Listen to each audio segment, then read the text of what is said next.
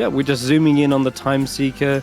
We're going to meet each of the crew, and the one person we've met, everyone's met at this point, as they've been hurrying around, checking itinerary, and keeping everyone happy, is Nagiri. And so as he kind of like hops down from the crow's nest, landing on the deck of the ship, who do we see? Yeah. Nagiri coming down, quick checkup, see how the mood on the ship is going. He's probably going to attempt to let people join in some sea shanties. Especially Ivan, who always ignores them.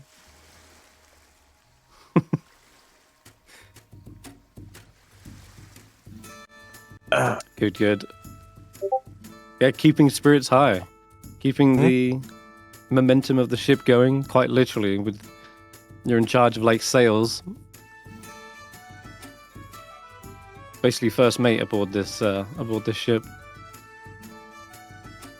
Also, All guys, can someone explain me why there is this other cat in the mast? Yeah, would you like to describe the other cat who's been... No. You know, they've been... There. Which cat? How dare you. Throw that cat into the ocean.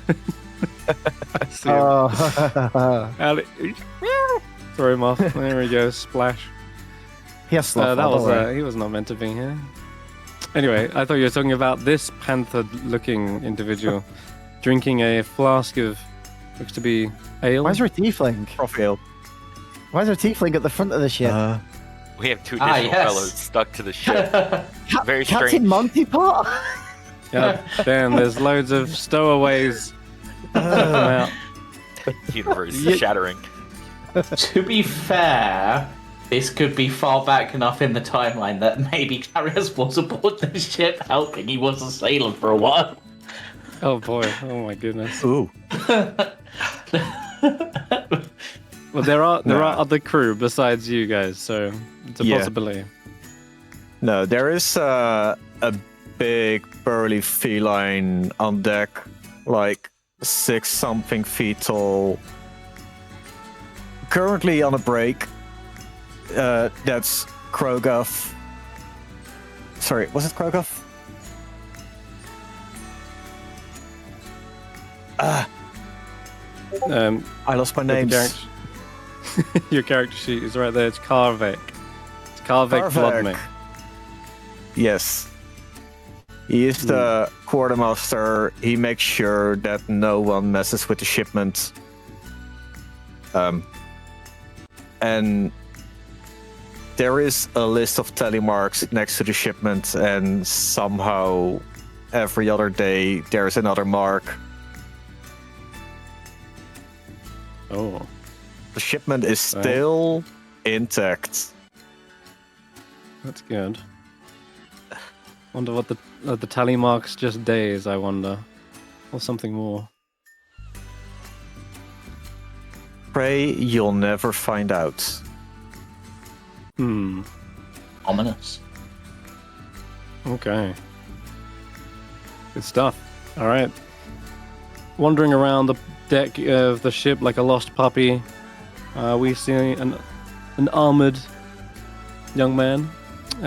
Willbert, have you got your sea legs yet? Or have you been throwing up over the side of the gunwale this whole time? Oh no, he's not everybody is seasick, and he probably isn't. He's probably excited. He's probably running back and forth. He didn't know anyone here. He probably followed these people on, begging them to be a part of a party if they weren't already. And at some point, because everyone's getting like mucked into the ship duties, he was given a mop and told to swab the deck. And he's like, why is this the second party that's asked me to swab the deck? Oh well.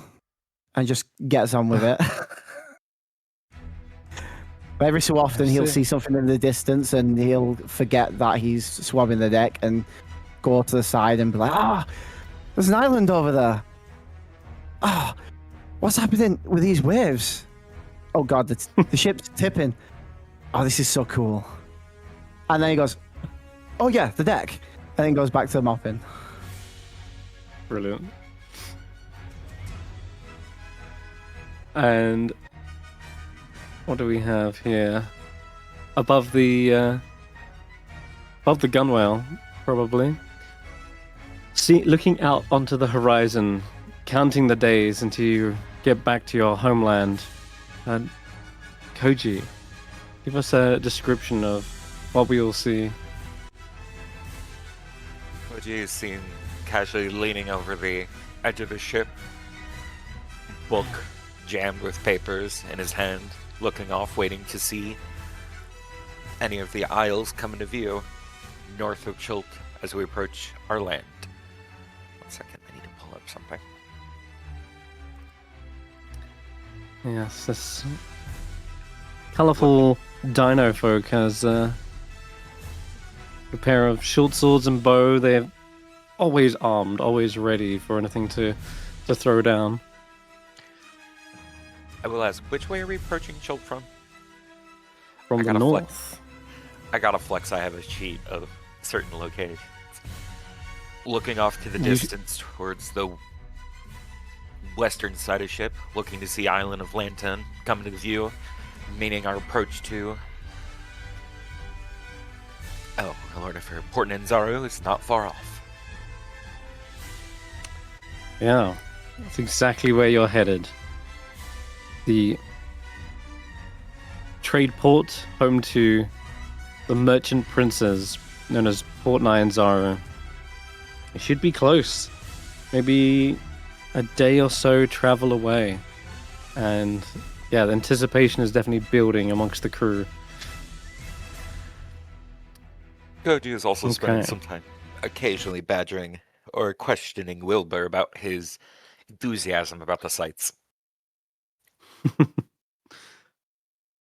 So you tell me... Oh, I didn't want to... Oh, go ahead. Oh. Yep. So, Willbert, you've never seen the ocean before till now? Or at least been out this far? I've seen an ocean of fields. Does that count? Well, from a distance it might look the same, but I don't know of any blue fields. That's true. And I've never seen green seas before. Unless that counts when people throw up in it. Does that count? Depends how many people have never been on the boat before. Oh. You're surprisingly holding well. Yeah. It's kind of like, riding a horse, I guess. Tries to buck you off sometimes. You just gotta keep your balance.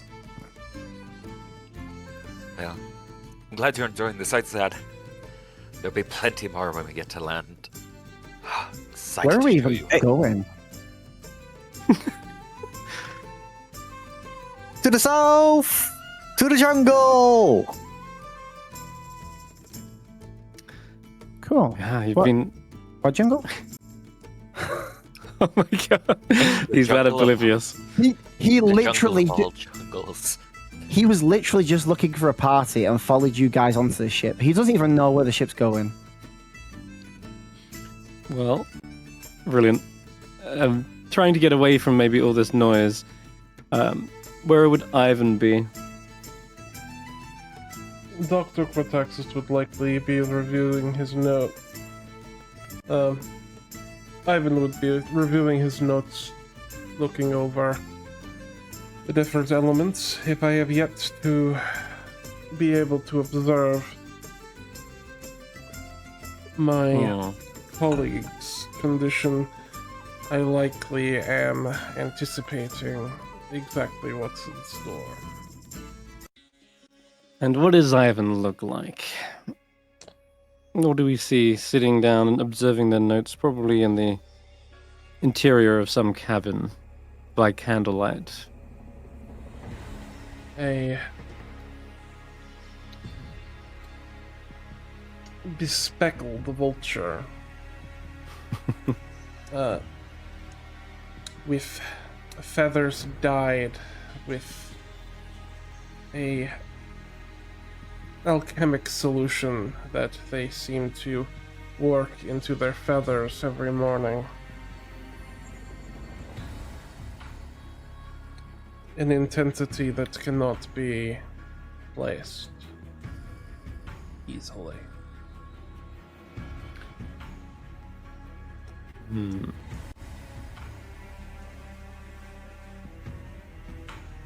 They seem to move And he with carries purpose. with him.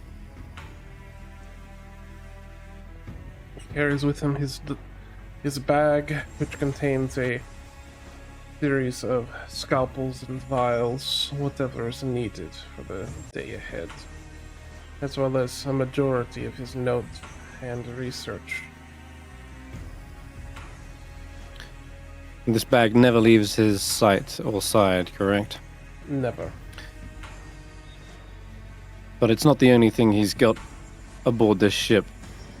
A great deal of cargo have to be hefted by certain Nagiri, and no questions were asked as to its contents, but with each thud or slosh of a barrel that was placed down in the hole, there are certainly some questioning looks between some of the other crew members, but you assured them it's all necessary for the expedition.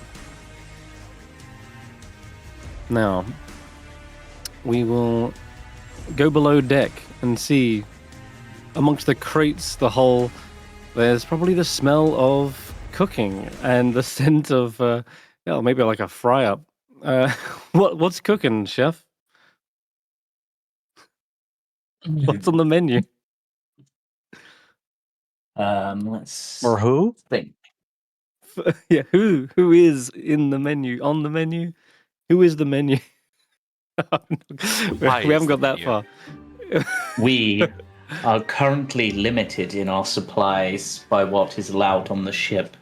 So what we will be cooking will be basic seafare, probably using ship's biscuits or the like. Maybe give some cheeses, perhaps. Simple fare, maybe a simple stew, just to keep the bellies full until we get to our destination where the real culinary delectation begins. Excellent. But down here, you would see the 6'6" tall lizard man dressed in his chef's attire with the mushroom-like chef's hat, wielding pots and pans with skill and occasionally speaking to some of the mushrooms that he has about him. Beautiful. Someone else is also down here.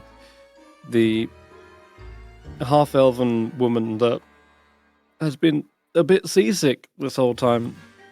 She's been in the corner, probably over a bucket. And let me introduce you to Raven. She's got the poison condition. She is blonde-haired. She's got like this big silk scarf around her. She's got this kind of chainmail armor, I believe. Well, no, it's actually more leather. And she's an excellent archer, she assures you, when her balance is not off. Raven had been, the captain had been approached by a nobleman at a local tavern looking for adventurers to escort and protect his estranged daughter named Raven, and she was to be placed in the care of relatives somewhere in a distant coastal city, likely Port 9 Zaro. But yeah, she's been basically a hitchhiker on this kind of journey, not enjoying it at all.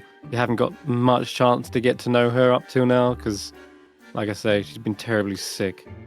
But, you know, at the very least, part of this journey is to just simply get her to Port 9 Zaro. Nothing really beyond that. But, yeah. You'd say she was probably beautiful if she wasn't puking up this constant mess. Likely comes from wealth, who knows? But there you go. That's her. And what else? 1, 2, 3, 4, 5. Yeah, I think other than that, we'll go to the captain. So, probably bursting from the doors as the larger-than-life captain makes himself known. Let's introduce you to him. Just... Where is... Oh, here we go. Here he is. Captain Drogath is on deck, and you see the black-furred Leonin kind of give a salute as soon as he steps out. He is dressed in all the finery and regalia you'd expect of a well-seasoned captain. Big wide-brimmed hat, and he's got like tassels galore by the looks on his blue and black cloak with gold trimming. These high black leather boots as they kind of thunk across the deck. He gives kind of a nod to a few of his crewmates and looks out onto the horizon with a concerning look. And strokes his chin. There's a storm brewing. That's not good. Nagiri, we need Yes, to change Captain? change course. You see it? Over yonder. And yeah, this seasoned veteran of the oceans has already spotted way off in the distance a large collection of clouds brewing on the horizon. And what starts off as a beautiful little scenic addition to this almost picturesque scene will no doubt eventually turn into turmoil unless one tries to readjust for it. It's like so small in the distance, but basically a storm visible from this distance means it is actually massive in size. He looks back down from where he came and says, "Sorry, Raven. Looks like the journey's gonna take a couple more days after all." And you hear it. Oh no, I can't put up with this anymore. You'll get your sea legs eventually. I'm used to the forest floor and the city, but this is, oh god, this is too much. Does that need cleaning You'll be down fine. Oh yes, clean up on the lower deck, Cool. young Willbert. I am on it, Captain. Here we go. He just charges off full speed into the underdeck. And be careful when you're chumming the waters with that stuff. The sharks can get a little feisty. He looks up and sees all the gulls and says, "Huh. Looks like we're attracting more than just sharks. Means we're at least close to some land. Otherwise the gulls wouldn't be out this far to sea. Alright.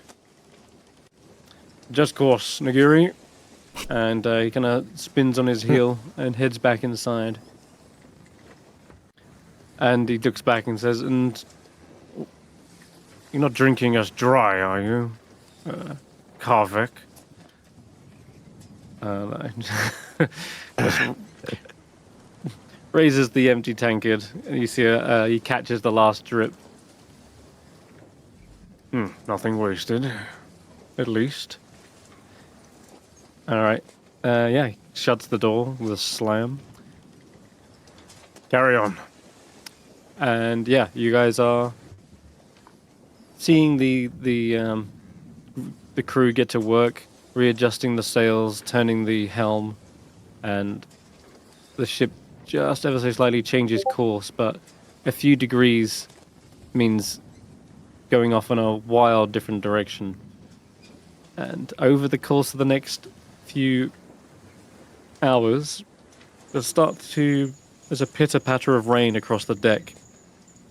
as the clouds are also making their own readjustments.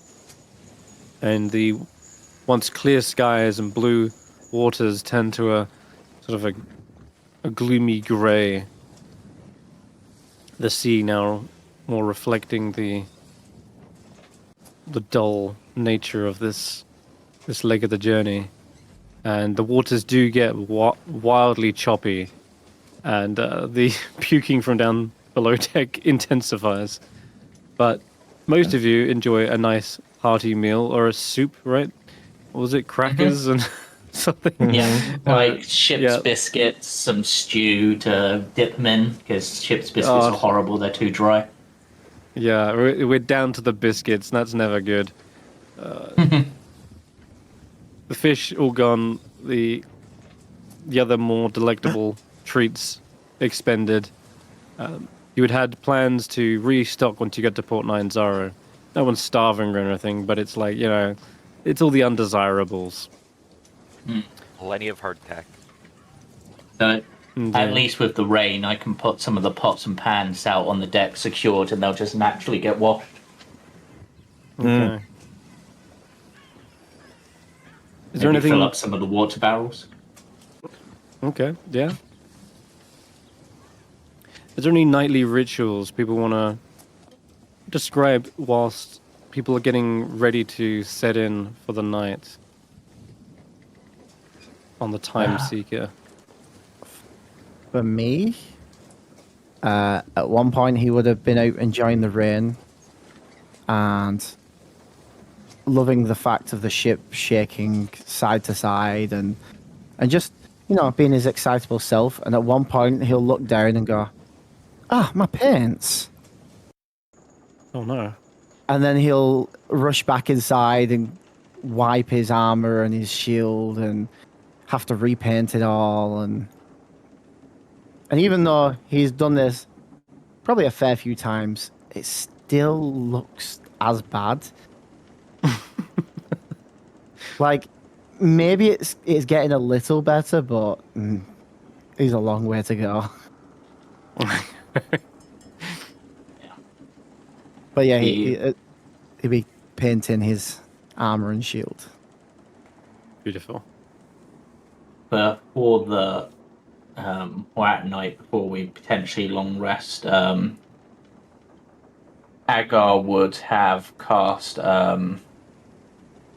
what he calls tasty spores in order to basically give everyone some good berries. Just in case they're needed the next day, because they last a while. They do. Cool. They last 24 hours? Yeah. Correct? Yeah, so you can doing them just before. Yeah, you could spend as many spell slots as you like on that. I've only got 2, and I'll keep one just in case of emergency, but yeah. Good idea. Okay. In addition to that, as part of your chef feat, you also get to create a number of treats. Yeah, I can create 2 bolstering treats because it's proficiency bonus base. So I will gotcha.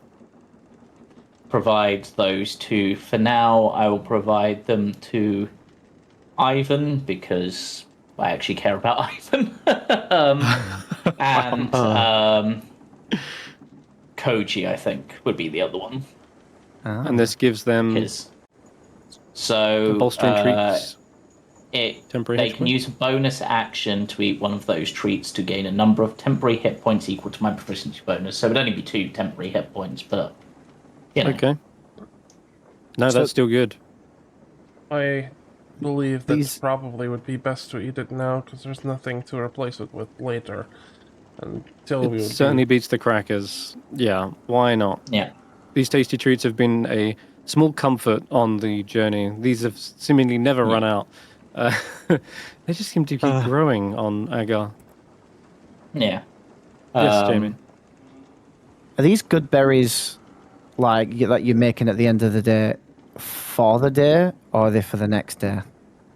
They can be used today. They can be used the next day. They last 24 hours. So if you're given any to Willbert and they're intended for the next day, how many days before you tell Willbert to save him for the next day, because he'll probably straight away pop him in his mouth.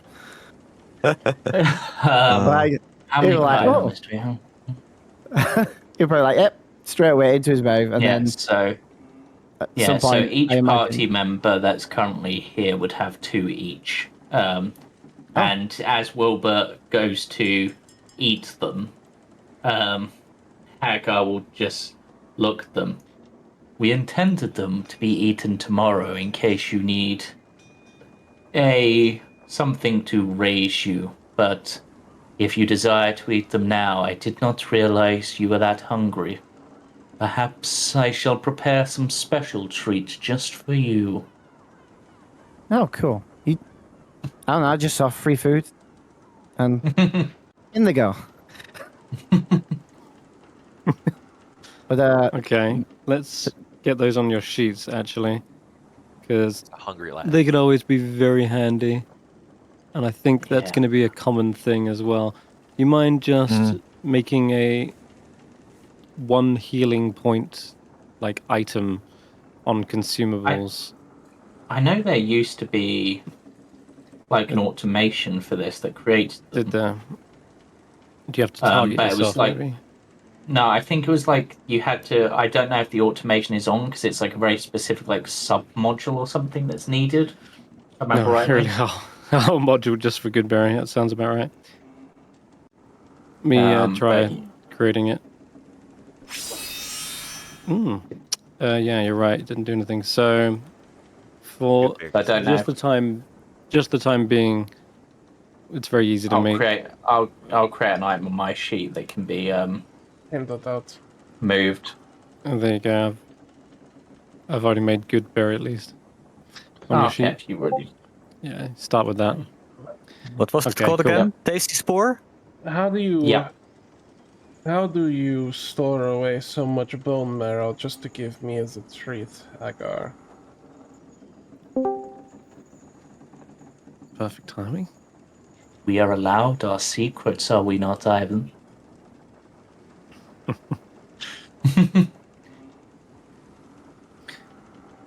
All right. That's We will settle in for the night then. As the ship descends to just the creaking and swaying of sails. Ivan is likely going through the itinerary, making sure that everything that is his is where it should be. Yes, you do double check everything over. You meet Karvek down here, who seems to be guarding the what's it called? The stash of resources. They give you He a guards sort the of entire cargo and make sure there's no Right. intruders. just testing that it works. You can hardly see him down here in the darkness of the hole, but there are 2 cat-like eyes peering back at you, and you see one of them close momentarily, as though they're giving you a wink that everything seems to be in order. All right. You would see as Ivan has a literal, like, manifest that is not the ship's manifest, that he goes through and he marks everything, any amount of his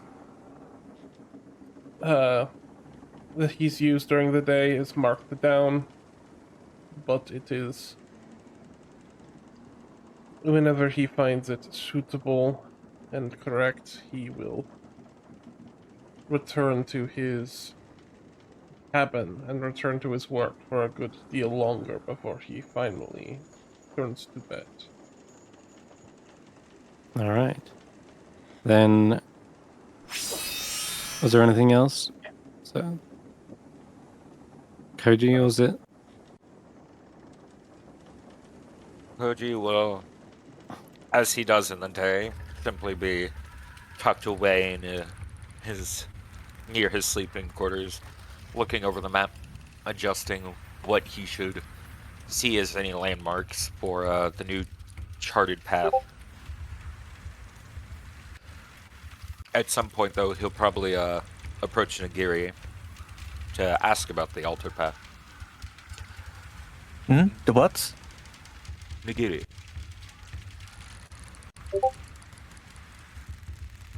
May I ask why it is we're taking a different path?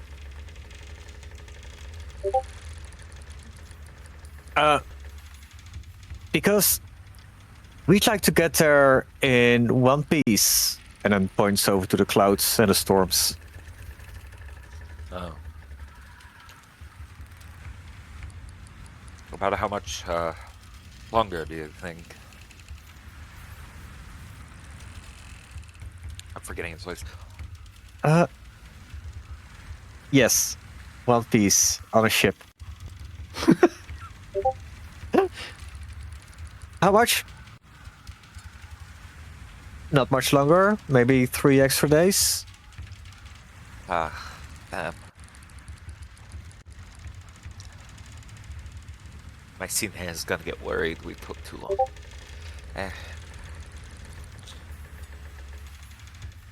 I'll trust you with the sailing. Just... I'm not making the decisions. If you have issues, talk to the captain. But he knows best. Oh, none at all. I did not mean to feel like I'm questioning you and the captain's talents. Sorry for that.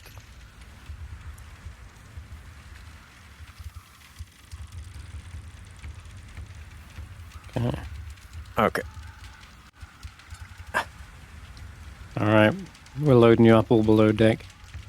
There are bunks, but I think those are probably reserved mostly for the other crew members. You, along with Raven, have been kind of stuffed down into the hull of the ship, and yeah, it's uncomfortable, but there are enough like sacks of grain or probably cloth that you can find yourself like a pillow and such. There's the swaying of the ship kind of intensifying. You can hear the creaking of the hull as it strains under the rocking.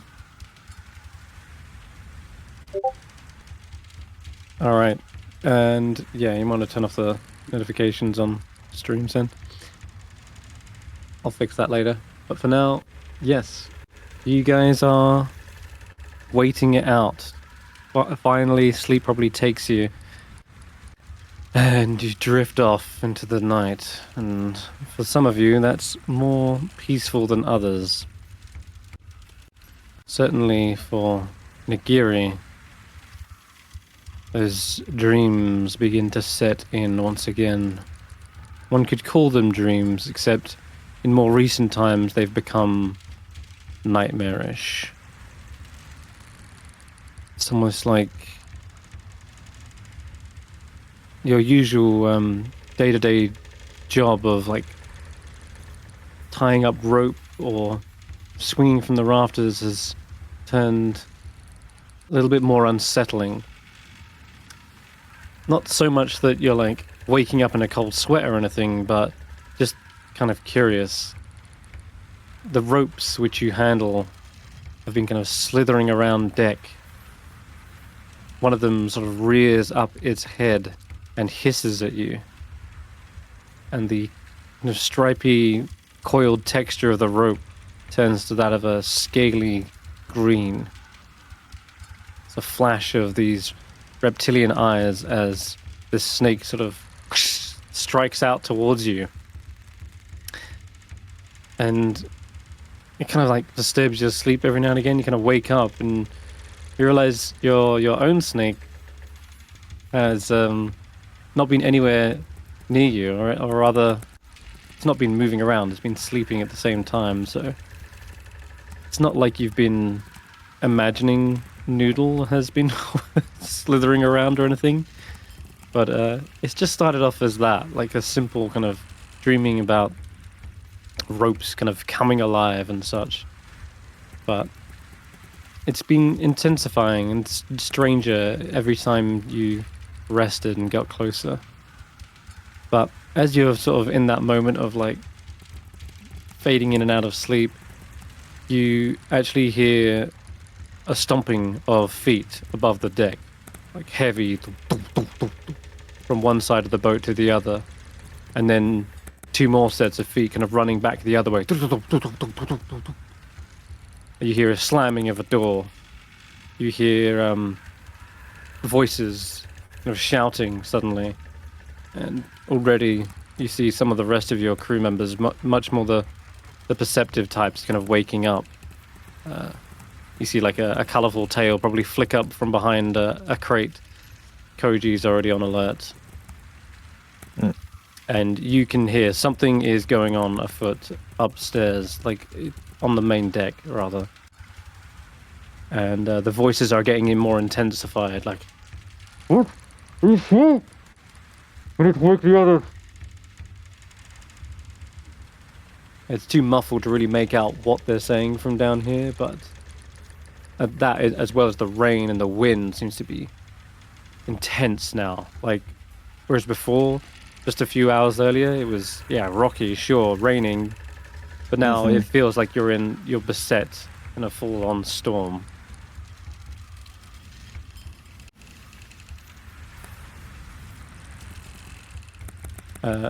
Everyone else, are you waking them up, or are you kind of going to investigate yourself first? Up to you. Koji already was up. Yes, the rest are probably slumbering.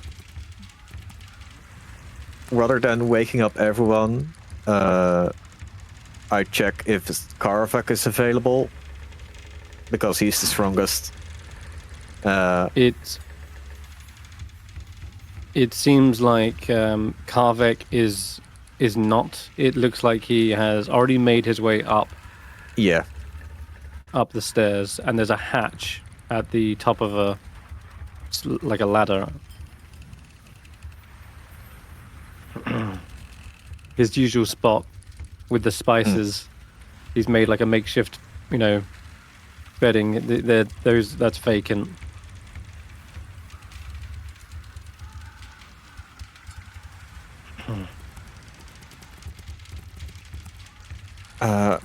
In that case, Nagiri's just gonna sneak a peek and check if he needs to wake up other people as well.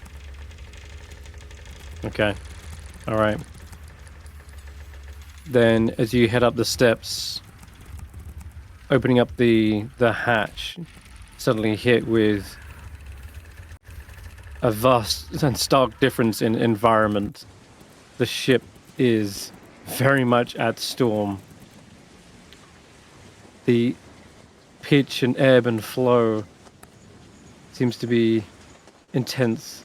As you look out, the horizon is practically jumping. And you see all the crew seem to be already getting up, awake. Everyone's awake on this deck. As well, you hear the captain's orders and heavy stamps of his boots. This isn't good. We need to wake the others. Right now. Are you certain you saw it? Gods help us. No? For what? He turns towards you. Nagiri, my boy. Sails on the horizon. Black sails. Uh-oh. Wake the others. Gather your gear. We perhaps only have minutes before they gain on us. Raise the alarm. All right. Nagiri's gonna make a lot of noise, calling for the people to get their gear ready. Yeah, you hear a call from above, Nagiri waking you all up. Your eyes gonna flutter open. The rise and fall of shipworn travel is still upon you. You haven't made land yet. And you see kind of Raven is still like, she like groans as she kind of rolls over. But yeah, still probably in various states of having thrown up in the night. But yeah, as you gain consciousness, you suddenly hear as well the heavy footfalls in great number now, like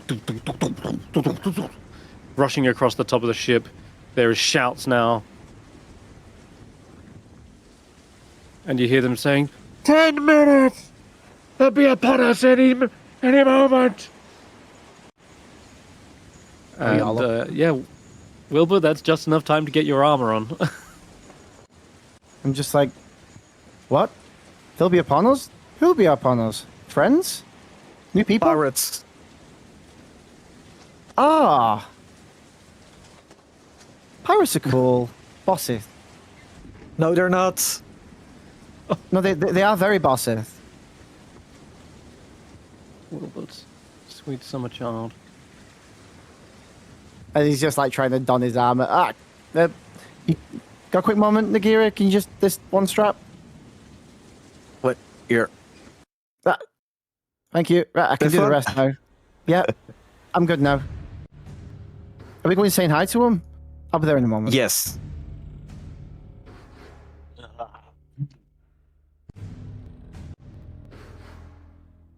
By the time Ivan steps out of his cabin, he is wearing his leathers. Okay. She will have run up onto the deck. About the moment he heard yelling coming from up above. Regardless of did. Nagiri. You see the captain, absolutely drenched, kind of address you all. Get ready. These are ruthless seas. I had no doubt the closer we got to Port 9 Zaru, the more likely this type of thing could happen. Agar, you were going to say? Yeah, as Agar steps out onto the deck with probably a pot lid as a shield and their quarterstaff, they just pluck a mushroom from their pack and rub it along the quarterstaff, and it seems to harden and grow additional mushrooms on it as he activates Shillelagh in preparation. Okay. Oh, we do not appreciate being woken up early. So these pirates, they will make fine ingredients for tonight's stew. The captain turns to you and says, I'm just glad we wasn't transporting diplomats.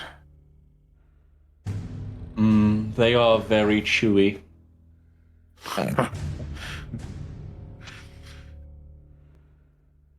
Why is everyone so agitated? We aren't outfitted for warfare, but you seem capable enough. But listen, if I call the order for the surrender, it's for the sake of the lives of our crew. Don't try to be a hero, you hear me? Don't worry, Captain. Shouldn't have to surrender. My grandmother would kill me if we don't make it back to Chalt. That take the goes helm. doubly for you, Willbert. I am so confused. Everyone's so agitated. Warfare? Surrender? The pirates Death. wish to kill us and enslave us, probably, for those that don't surrender or Why do would you do surrender. that? Because they are not nice people. They are what your father may have told you are the bad guys, the villains. But- Thieves and bandits of the waves. No, you're just assuming. What if they're friendly? Friendly pirates exist. Right? Right? Only Don't in be story naive. books. Oh. But his threat All of those things, all of those outcomes are the lucky ones. Oh. Okay. Go on then. Go on. These folks are about as friendly as a swarm of hungry mosquitoes.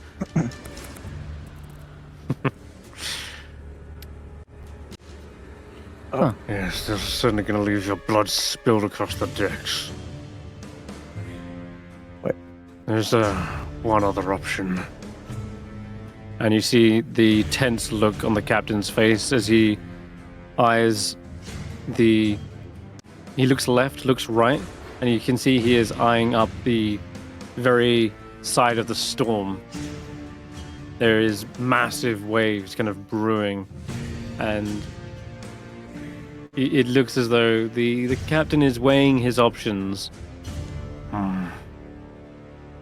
We could try and take our chances with the storm, but that's practically suicide as well. A ship can't take it in that weather. But I don't think I have an option either. As another wave kind of crashes up against the ship. You can see this is how bad it's getting. Like the waves are practically a 45-degree angle, sweeping up the ship like a matchstick on the ocean.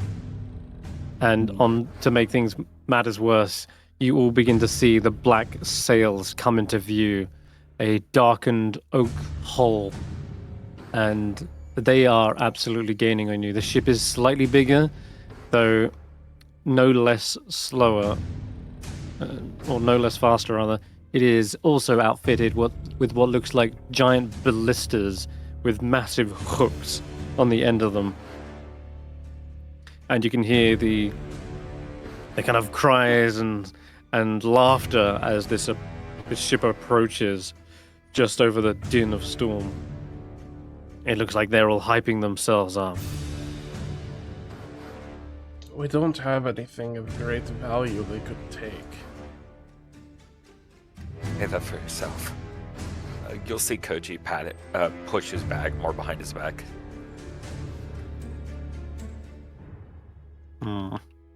I believe, little bird, that we might be the items of value in this case, if the stories of pirates are true. It's sad to say, but my homeland is no kind stranger to coastal slavers.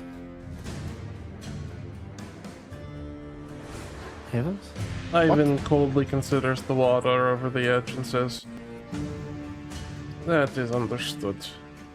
Whatever decision the captain makes is one that I will regretfully back." As the ship gets close, as we can see, Willbert sort of squints his eyes and sees one of them and goes, "Wait, that's Long John Tim." And he just starts waving. "The other party you wanted me to swap the deck?"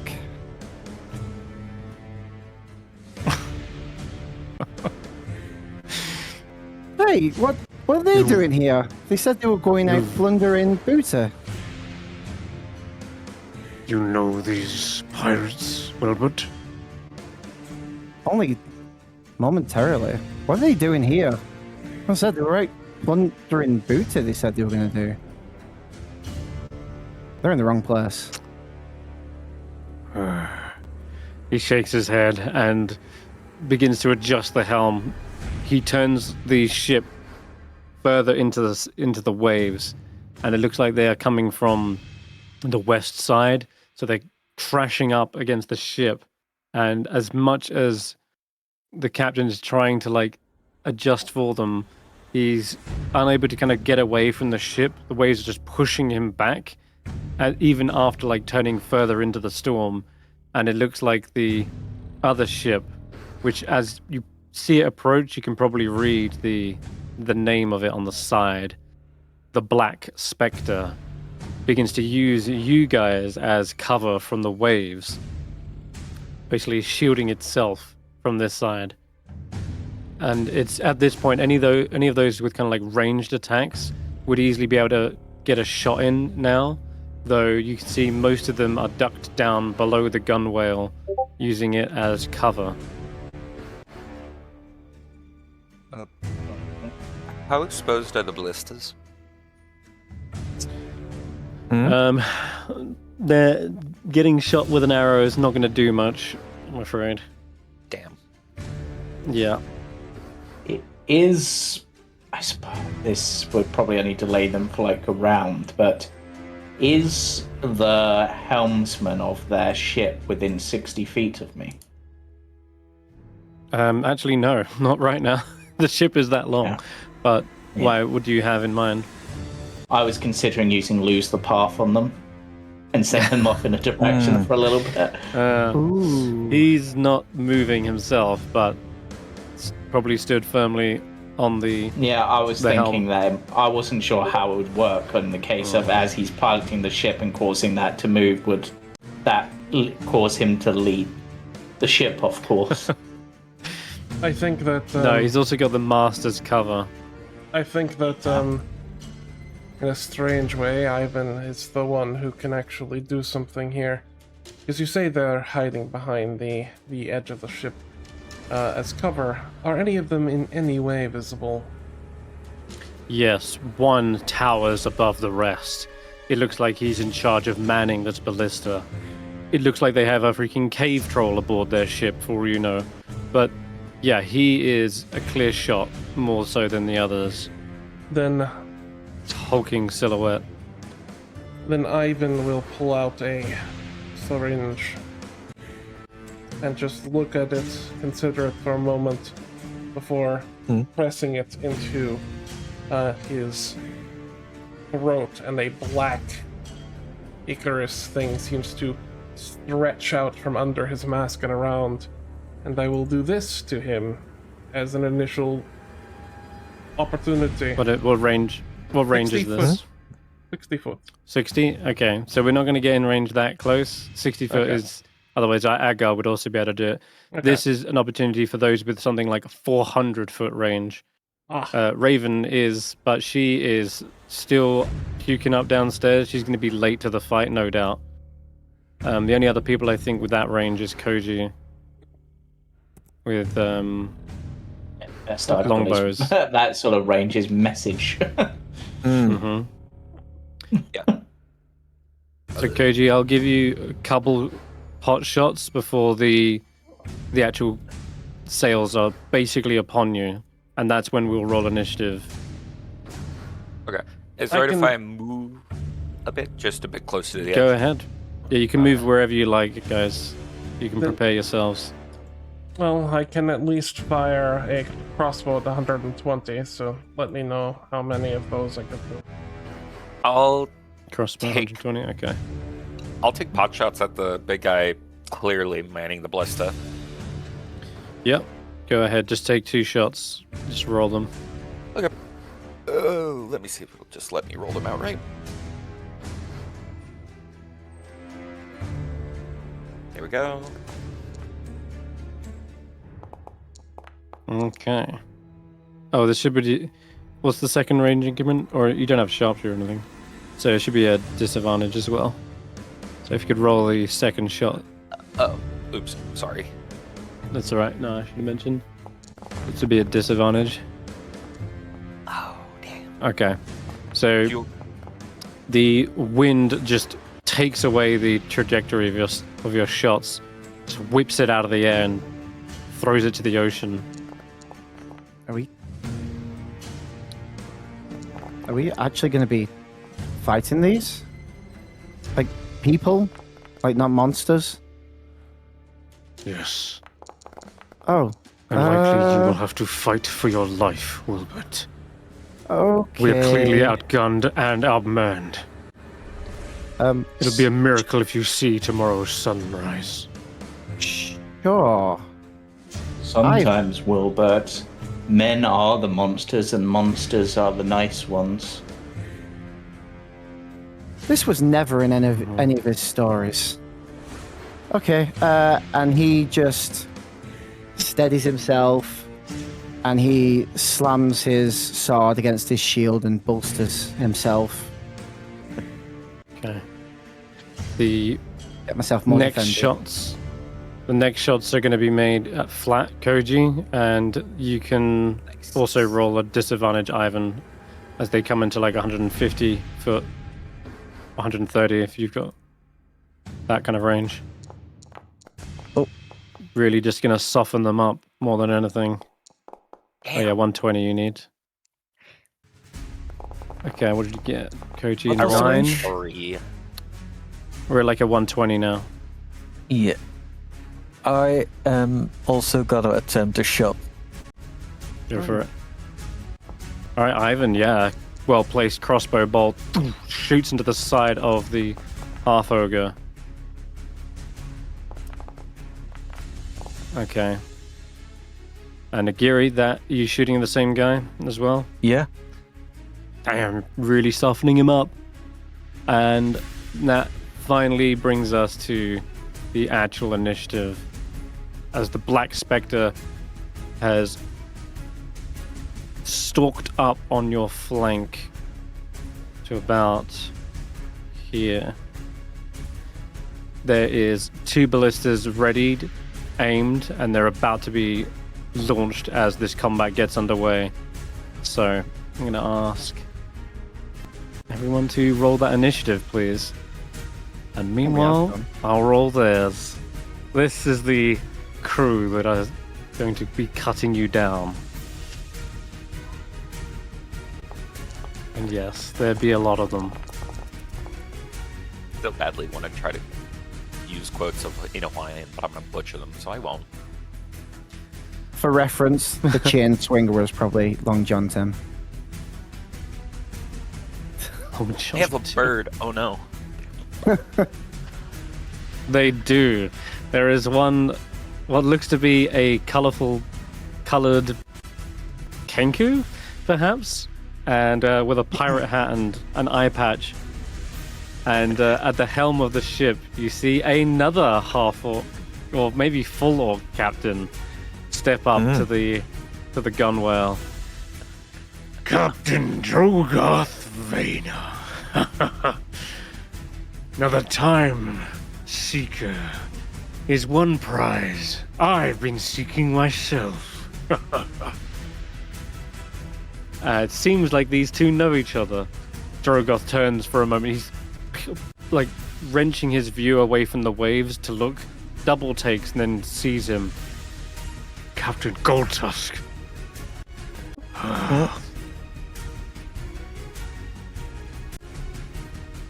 I'd rather my chances with a sea bitch than this hideous pirate. And he starts to again wrench the wheel towards the waves. And just as he tries to pull the ship away is when the ballistas fire. Here they are. Not cannons. And 2 ropes shoot across the deck, and you hear the clang of metal.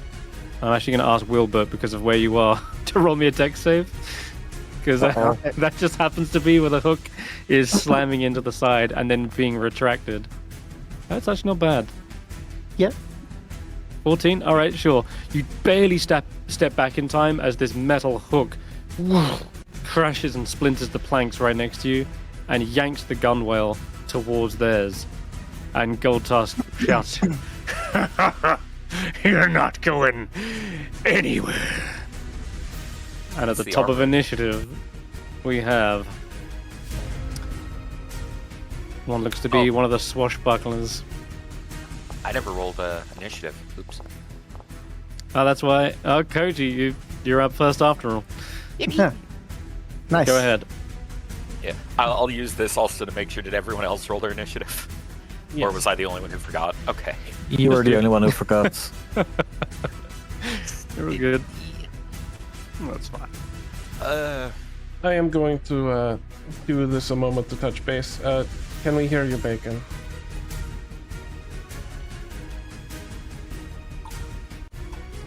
Bacon.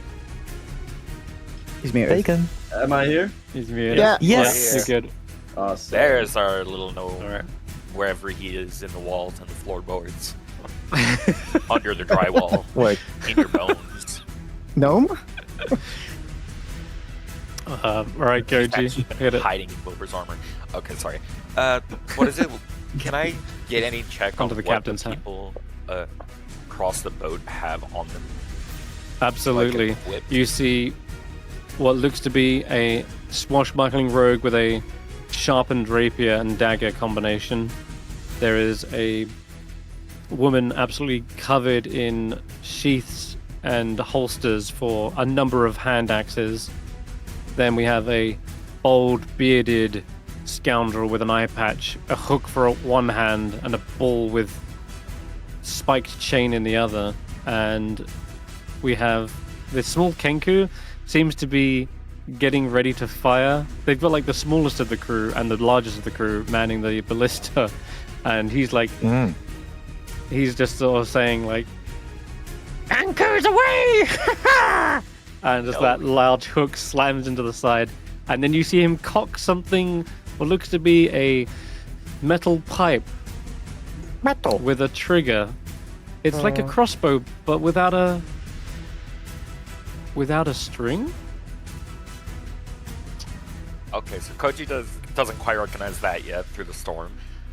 No other obvious ranged enemies. Maybe hand axe lady. The axe thrower, yeah, the axe thrower is definitely the ranged.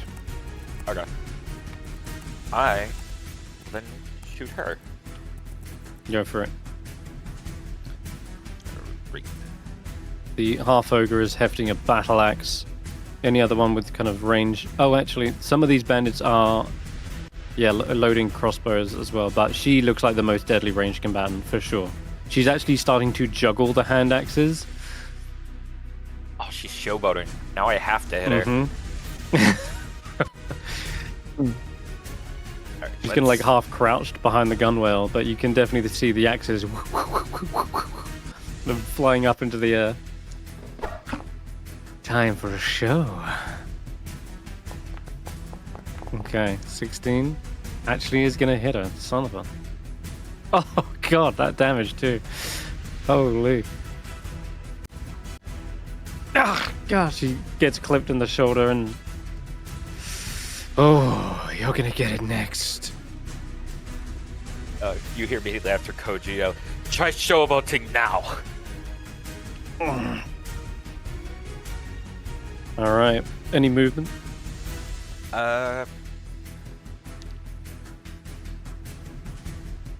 One step back. Okay, nice. The swashbuckler here is going to leap off the top. Their ship is quite a bit higher than yours. At least enough of an angle that when he uses this leather strap, he's able to slide down the rope and then hop down onto the deck of the ship. And actually, he's probably going to also showboat a little here and be balancing on the side of the gunwale as he draws a rapier and dagger and begins to let loose a whirling dervish at you, Willbert. Steel clashes against steel. Ah! As you're stumbling away, probably from the hook, you accidentally raise your sword in just the right angle to parry it. And then it's quickly followed up by an offhand dagger. And this is just a offhand, so it shouldn't be adding any extra. Thank God for the Nice. bolster. Okay. There's a little twirl and the gunwale spins and like kicks off of you for a moment and is still there, kind of balancing. You shouldn't get to attack twice in a row. What's his bonus action? Offhand. Light attack. That's not fair. Anyone can start with 2 attacks. No, it's a Willbert. Wilbert's saying it's That's not a- fair combat. That's a Willbert saying, yeah. Okay. Wilbur, you have the chance to do the funniest thing ever when it's your turn. I know. He just looks at you and just, I'll leave you devastated, mutilated and perforated, and just keeps stabbing with each insult. The captain looks like he's sweating beads, or maybe it's just the drenching waters and the rain, but he's wrestling at the wheel. Right. It's no use. Then again, maybe it doesn't matter. As you see the waves beginning to get much more choppy. One of them slams into the boat, and it looks like it only draws you slightly closer towards the ship. and it is going to be the axe thrower. Oh god. All right. It's juggling Jean. She's got her hand axes. Is going to retaliate by leaping up and throwing one of them towards you, Koji. Let's see what else she's got. Oh, that was almost a one. Bonus action. Wait. Yeah, I'll take that. That's gonna. Damn, that's gonna sting. Hand axe slams right into you. Is she throwing from there? Mm-hmm. Isn't that disadvantage? Not for her, it seems. 25. She is a pirate axe thrower, and she has quite a few extra benefits when doing this. In fact, one of them is to do a trick shot, which allows her to do a multi-attack with her hand axes. Yep, level 1. Already throwing multi-attack. Are you insane, Chris? Give us a fucking break. Is what I'm expecting to hear. But there it is. This is the offhand. So again, no modifier for this. So you only That's take 3 damage. So you only take 3 damage. Oh, I'm gonna okay, do. good. Yep. It's just a light offhand attack. Oh, but 2 axes. One of them ricochets and bounces off the mast. And he says, "Didn't see that one coming, did ya?" And that's going to be her go. She then ducks back a little bit behind the gunwale. And that's going to be her turn. The dwarf-looking pirate is going to jump onto the rope, swing down, and actually have to dash to get into melee with Karvak, who is already brandishing claws that flash in the moonlight. And that is going to be his go. Meanwhile, oh no. All right. Looks like there's no gunpowder up on your ship. So I got free reign. And you see him loading up something into this, again, stringless crossbow. And he's going to let this rip across the deck. Probably a Karvak. Of course he's got free reign. It's raining. Right then, you hear a bang that echoes across the deck. Whoosh. And a shot rips into Karvak. Holy shit, hold up. That damage, that damage isn't right. There's no modifier on these firearms, so let me give him back. Harvick blows Even still. up. Even still, that's 14 damage. He shouldn't Oh be god. a first level character. It should be 4 damage. That's the plus 10. Wow. Plus 10 Holy. to attack. Goofy Damage. It's nuts. bird kills a man. Plus 10 to damage. Wow. Absolutely is. No, yeah, that's obviously not right. It's fucked. But his pistol should do at least the 4 damage. So he's... Oh god, he's still hurt. Karvak is almost bloodied by that. But it looks like even the poor parrot seems to be fired back as the recoil of this thing sends him like straight onto the deck of the ship and falls prone. Oh! He's wafting this kind of smoke that exhaled from the pipe, and he just shouts, Damn, that one's got some kick. "All right, Willbert, you're up." I really don't want to hurt you. Can you swim? Swim? Not in these waters. You'd be mad. But you know how to swim, right? We were practically born in the ocean. Of course we do. Cool. And he charges with his shield. Shove action. All right. He is practically dancing and taunting you to do this. I'm going to roll an acrobatics. You can give me your Athletics. Yeah. athletics. Yeah. That's all right. Pretty solid. Oh my goodness. He's playing with you. He like Yep. jumps off of your head, backflips, and lands back on the gunwale. That was pretty cool, to be fair. If we survive this, do you think you could show me how to do that? Like, do you have to be bad? Can we... I can I'm imagine afraid two the only ships on- thing Okay. you're gonna learn today is how to regretfully die. I don't want to. And that's his turn. All right, cool. That's him. All right, boss. I'm up. You see the bald-headed, bearded man begin to approach the secure the rope, and likewise, he probably uses his chain to slide down, dashes. Wait, which one is he closer to? Actually, kind of feels like this one. Yeah. All right. He's gonna land with a heavy thud. Looks like he's got some rather large boots, and a hooked hand begins to sort of survey the deck. Which one of you apes am I gutting first? I'm already busy. Okay. All right. Then, as this commotion is going down, absolute chaos erupting across both decks of the ship, who do we see emerge? And rather, where do we see them emerge from on the Black Spectre? That's right. Not on your ship. Probably do they have a crow's nest on this ship? Yep, they do.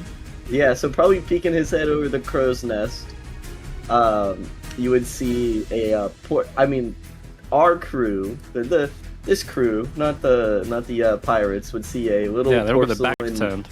Yeah, would see a little porcelain mask, a black hood, red bandana, peek over, seeing what's going on, and seeing a certain ship that he may or may not know come under attack. He springs into action with his hand-loaded crossbow. Am I hidden? Absolutely, yeah. You've been hidden for days at this rate. They've been checking the hull of the ship for stowaways. The last place they'd look is the very top of the ship. No one can be asked to climb up there. Too much effort. Oh yeah, see. So you're technically invisible. So this shot is at advantage.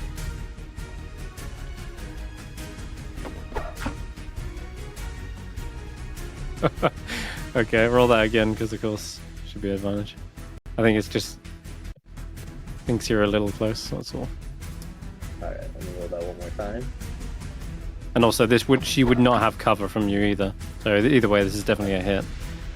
Well, which one was the 20? God damn, it was the 20. first roll. Okay, that's a crit then. So it's a crit. Yeah. Oh boy. So total of death. Yes. That's all I need to know. Should be a lot of dice, Damn. but she's dead. Oh god, yeah. So what people see is that hand crossbow suddenly sink into the back of their neck. The blood squirts over onto your sails as it looks like juggling Jean just collapses to the ground. Koji, you follow the trajectory of the bolt and your eyes can barely spot what looks to be, like they mentioned, a porcelain mask peeping over the top of the crow's nest and then ducking back down again. Yes. What is the height difference between the top sails here? Yeah, like probably about like 7 feet. Oh, for the top, from your top sail to their top sail. Yeah. Oh, right. Yours is higher. So I could jump down onto theirs? Yes, you could. Alright. You could give me an acrobatics check if you're gonna the bonus action dash across. I can't bonus action dash, so I will. Oh no, you can't. Next level. Okay. Just running, okay. But I can acrobatics. Yes. Do a flip. Nice. Yeah. These masts are incredibly slippery from the rainfall, but you see this deft little gnome. They can only be a gnome because when they're running across, doesn't look like they have to like turn their legs sideways as if they were on a tightrope. No, it's like they've got a flat surface for them, and they managed to get across onto your mast. See, not all bad pirates are bad. It would appear the darts checks are hidden from us, by the way, which I presume Oh, they were right, well, intentionally before. Yes, But they now were. they- All It right, has been hidden. Got So does 21 every- on that. they are Koji unhidden. doing- Thank you. There you go. Yeah, not all pirates are bad. Koji the only one that sees this, or now are we all aware of the man? Koji's perception's greater than anyone else's, but as soon as you hear the kind of clunk, thud of the other mast and the creaking of the sails, yeah, there's a couple of crewmates who are like, huh? What? They're looking up. They're above us! Look out, it's Batman. Sweet. Alright, is that your turn, Dart? Yes, it is. Cool. Agar. Alright, so I did say that I'd done this earlier, so I'm just going to quickly cast Shillelagh on my quarterstaff, because I did say... Of course. you had turns to prep. Is that gonna... No, that's not actually enhance my weapon as I thought it would do. That's fine. So I'll just treat this as how I'll do it. Can I not move? Or is there stuff in my way? Oh, you're There we good. go. Oh, I know. It's this damn commoner. He's in the crow's nest. Oh. He's... But yeah, so I'll start with... Can I just use that 21 for the attack roll? Sure. So this is a D8 of force damage. With the automation, does it actually enchant your weapon and then... No, it just Or is it seems just to be roll? like it just rolls Okay, it. that's I might change that automation. I think- but yeah, so that's It probably works out well even if it is like that. Okay. Yeah. 21 definitely obviously a hit. You get D8 plus your wisdom, right? is it plus wisdom? Yeah, I thought that's the point of Shillelagh, isn't it? No, it's just a Or D8. is it not? Um, Oh, okay, never mind then. 2 damage. Bang. yeah, Oh wait, was it to the chain? yeah, My chain swinger. Okay. and then I'm gonna follow that up with a Hungry Jaws bite attack. Hungry Jaws. Ah, I miss. Damn. Chew on this. And he brings out his hooked hand.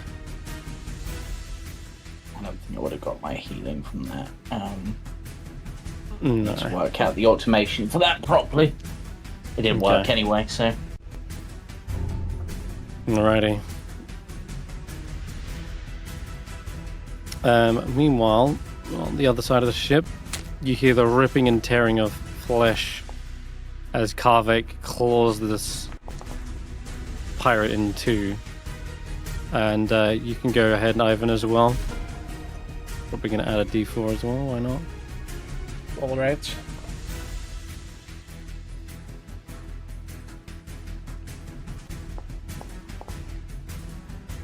Yeah, it sounds like the sails are being torn apart. You look around, you actually see it is just this pirate being rended in two.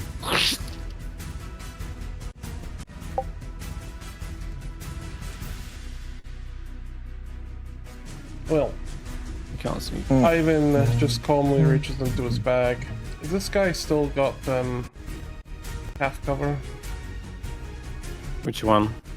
The The ones aboard your ship don't. okay, so he doesn't have half cover.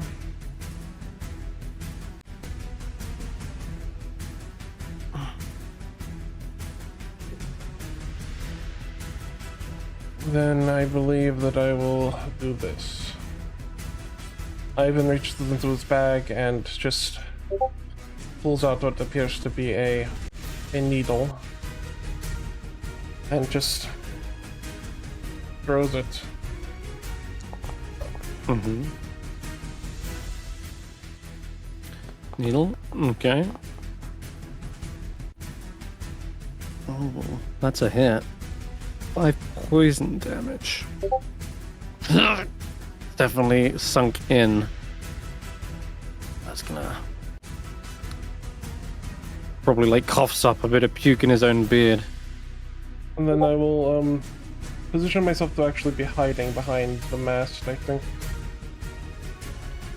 Okay, you got it. Then Yeah. it is Captain Goldtooth. Okay. Yeah. Chris, just double checking the actual reading. It should be doing a d8 plus my wisdom, so that should have added my wisdom to it. In No, I was damage right. for my yeah. So it should Okay. have been 2 plus 4, so it would have been 6 damage. 2 plus 4. Okay, he's really hurt then. Bloodied at this point. Nice. Alright, Alright, Gold Tusk. As he lets go of the wheel, you see, once again, the waves getting worse and worse. Sea and spray is splashing up against the deck of the ship. And I'm going to ask everyone aboard the ship to give me a dexterity saving throw. So This is going to shake up the combat slowly. Nice. This guy's going prone. Staying stalwart. Give one for... Oh yeah, Carvix technically. Not got stats yet. I don't know why. Whenever my dice roll, my game lags hard. Yeah, Probably all the visuals of everyone rolling dice at the same time. Mm-hmm. Nah, it's only my own dice. Oh, you rolled. Yeah, okay, Carvix. Oh yeah. Fine, we'll take yours. Alright, then... Anyone got shit? Looks like you're all good, mostly. I got an Nagiri, 8. 10. You got an 8. Okay, Agar, that wave that kind of almost mops the entire deck, slips you up, and you fall prone from the rocking and slamming. That is gonna be you. The chain swinger. Is the DC 10 or higher?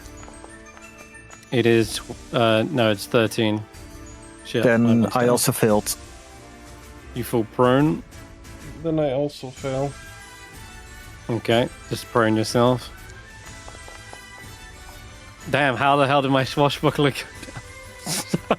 He is gonna fall down, probably do the splits on the gunwale. He is very precariously on the side of the ship, like hanging on practically. And finally, the captain. I'm having to reload my foundry. Wait, hanging? Yeah, yes. yeah. Yes. Anyone who's trying to shove him will probably have advantage on just pushing him off. He's like, whoa, Yes. whoa, whoa! He's got all his attention Okay. on you. At this point, you see Raven getting up the steps, and suddenly she trips as the rocking of the ship probably sends her back down. Oh no, she steadies herself. I've got myself. All right. I think I finally got my sea legs. It had to get worse before it got better. Oh, and Dart, what did you get as well? Technically, you're up there Oh no. on the. Please be safe. You're on the very top of the mast. Oh, you got an 18. You're solid. Okay, good. Oh yeah, no, I'm All sure. right. Nice. In that case, then, after that ship rocks, he says, Getting a bit choppy over there. and he too will swing down, and he's Hey. gonna I'm dash to here. get here, but as he's coming down, he's probably gonna use his bonus action to kick you in the jaw, Willbert, as he's coming down. Why does he have advantage? What? Good question. No, it would Very not good be question. advantage. It's flanking being broken. Oh, Ah, yeah, that's what's fucking me. That would Okay, that would have missed So- with a 4. that's the miss. nice. Okay, well, it still hits you, but doesn't look like the spike actually injures you. You just kind of get battered aside, and then they land adjacent to you and draw a wicked-looking glaive. All right, and you see as he's grinning, you see where he gets his namesake. For his tusks have been completely removed and replaced with golden ones. And Nagiri, gold tusk, Okay. is right next to you. There's one thing. Because the Mhm. musician feat, I can give everyone inspiration over the past few days. Yep. That's why I said this includes one day the ahead of crew. it, because I assumed you'd be doing like good berries and musician.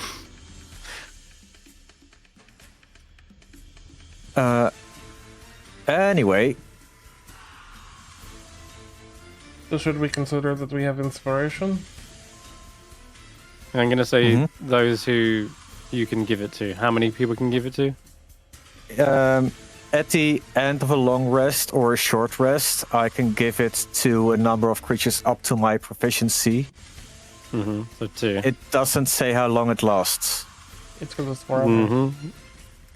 I'm going to say you can give 2 people inspiration. Because you should have kind of mentioned this before, but you seem to have inspiration yourself already. Yeah. I forget how, but... I don't know either. I thought it's because we started at... Wait.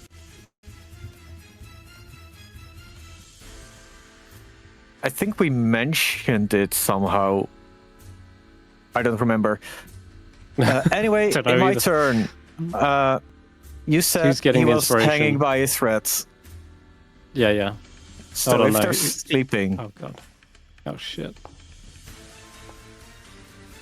Yeah, hold on. Who's getting the inspiration? You can give it to 2 people. Oh, shit. Yes. I didn't roll give with the it others. to Agar and Ivan. Agar and Ivan. Alright, Agar, Ivan, give yourself inspiration. Yeah.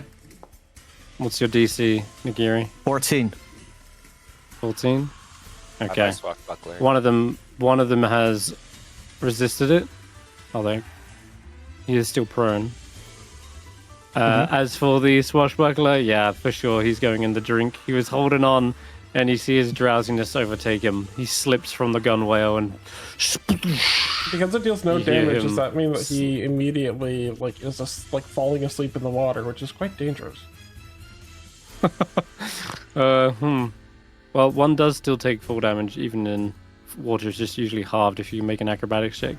Either way, I don't think he's going to be a combatant for this much longer, as the sea simply sweeps him up, and you see him go under. And Gold Tusk is asleep? Yeah? Looks my like God. it. Gold Tusk does, yeah. This fight's far too boring. And yeah, he kind of falls into you, Willbert. It's fine. I'm holding on to him and his weapon. Quite cool looking glaive. Oh, what did he say? Was it a glaive? Glaive, yeah, it's a glaive. Yeah. Oh, this is Okay. so cool. Look how sharp it is. Nagiri, That would hurt. What's my DC? crawling across the deck. I think I'm gonna cower over here, staying on the ground. You got it. Alright, Raven.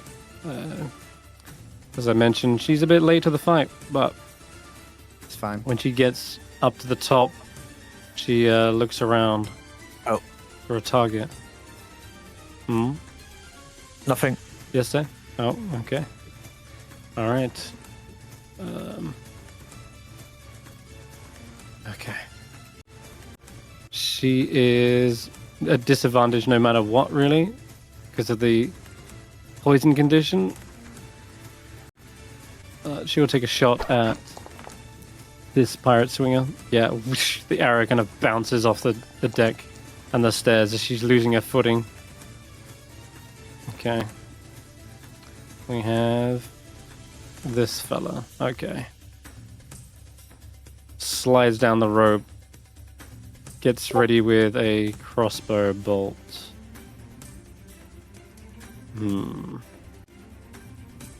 He looks up at the deck. Yeah, you know what? Looks up at the mast of the ship here and says, What in the...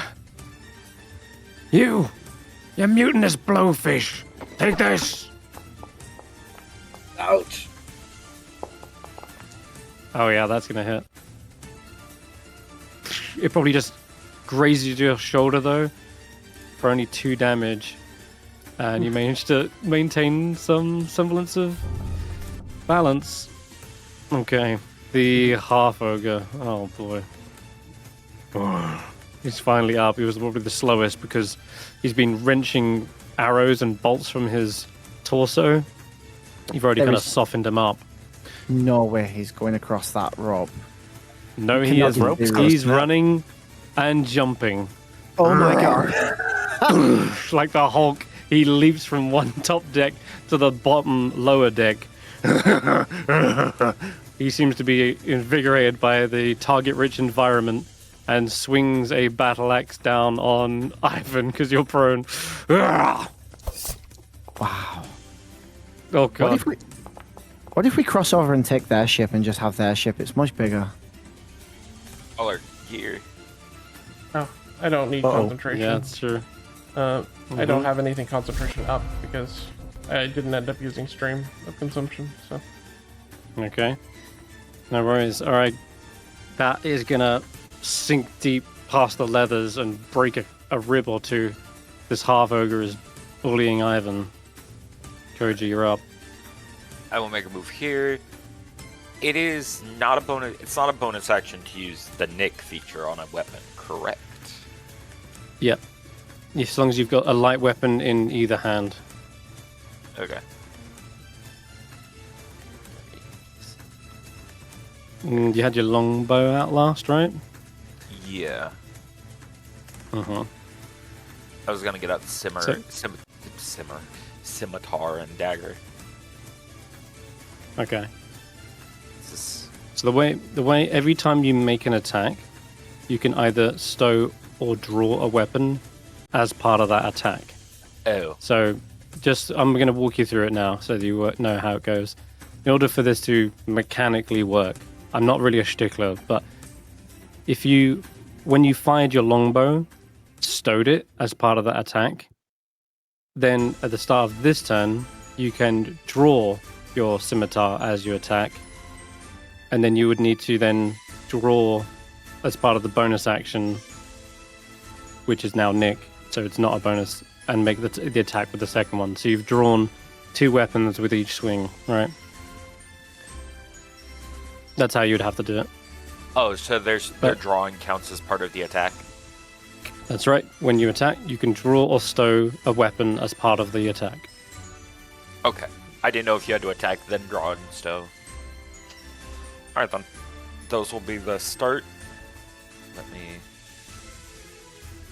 press the right button. Flanking is working, as it should be. Yeah, I need to change flanking, so it's just a +2. But... Oh, is it doing the advantage thing again? Yeah, I'll change it real quick. I'll let you do that. Dump that, dump this.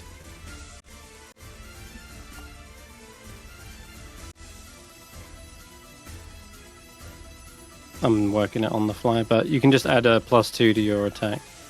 Okay, we'll do the math. Mm-hmm. I will go in for the swing with the scimitar on the giant. luckily, the attack Whatever the before hell you is the one that would have been. That would have hit anyway. Cool. Then Nick is, your second attack. There you go.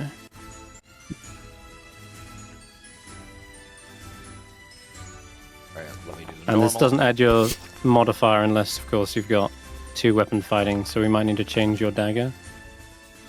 Oh, maybe. Yeah, so it's going to do just 4, right? Or, yeah, just 4. Okay. I still have my bonus action. Did the good bear get thrown into my inventory? You should have 2, Where I are know, you? we know at least that. It's only one. Yeah, they're healing. on my sheet, Chris, if you want to drag it across. Okay, you're going to eat one? Is that what's happening? Actually, don't I have that special one that was given to me and Ivan? Special one. Yeah, you have the bolstering treat. That will give you 2 temporary hit points, I think it is. Oh, so Wait, good the Mary good might berry be more will healing. Well, I think you Good Berry ate will that. give you 1 actual HP. Yeah. Did you not eat the treat already? Oh, I probably should have eaten that in the preparation phase. I did not. That's okay. Not to worry. But yeah, you can bonus action eat the good berry if you want. Oh, bonus action. I don't have It's up spells to you. yet. Yeah, I don't have spells yet. Bonus action, eat the good berry. Okay. Just put yourself up on 3. I don't see them in your inventory, Agar. Yeah. They're not called good berries anymore. They're called tasty spores. Oh, right. Tasty spells. Damn. Okay. Yep. All A right. little mushroom given by Then- Agar that functions like a good berry. Cool. I'm gonna go to the. Never mind, he's down. Captain Droga. He is. I was skipping him. The waves do indeed get worse and worse. The captain isn't even on. He's like half paying attention to the fight as he's getting up to his feet, and he's more paying attention to the aftermath of that wave as the ship kind of rocks back down onto the surface of the water. Looks like you'd even got some air with that one. He turns and says, You fools. We're all gonna die, don't you see? You attack us in a storm like this? Put your bloodthirst aside and think! and he's going to draw his just a dagger from his boot as he's standing up. And probably jump onto the back of this, like, half ogre Nice. and try to stab him in the neck. Destroy this man. Let's see. Yeah, he is cool. He is so cool. I'm reloading Oh! February on the stream. Holy crap. Oh my god. He is stab, like shanking into the neck of the half ogre from the top of the helm. And you see the brute like flailing around with his arms, trying to grab him before you see his consciousness fade. He's falling to the deck of the ship on his knees, splintering some of the wood. And then a second thud as his face plants into the wood. That's why he's a captain. Damn. And he rides the body down, yeah. Mm-hmm. Now, the other bandits, what do we got? Yep. Okay, he's getting ripped apart, this guy. But stands to try and strike a scimitar at Karvek. And, the blade cuts right into his fur. And as he rakes the rusty iron straight across his chest, you see no wound open up on them. And there's this toothy grin that's grinning back at the bandit from Karvik. The bandit looks terrified as he backs away. What? That was a clean hit! What are you? And you just hear the terrors of screams in the back of the ship.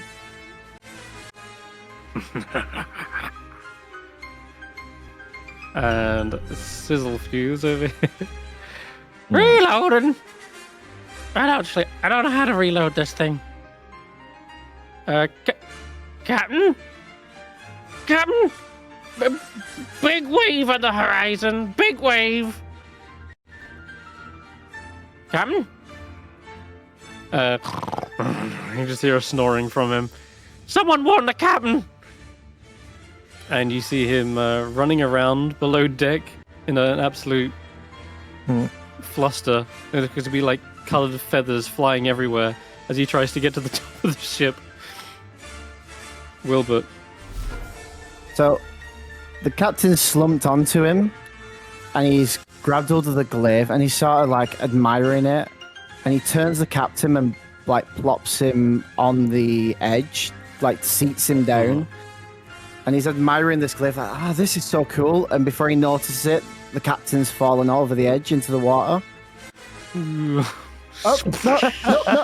And he goes to grab the captain. He's like, he could swim, right?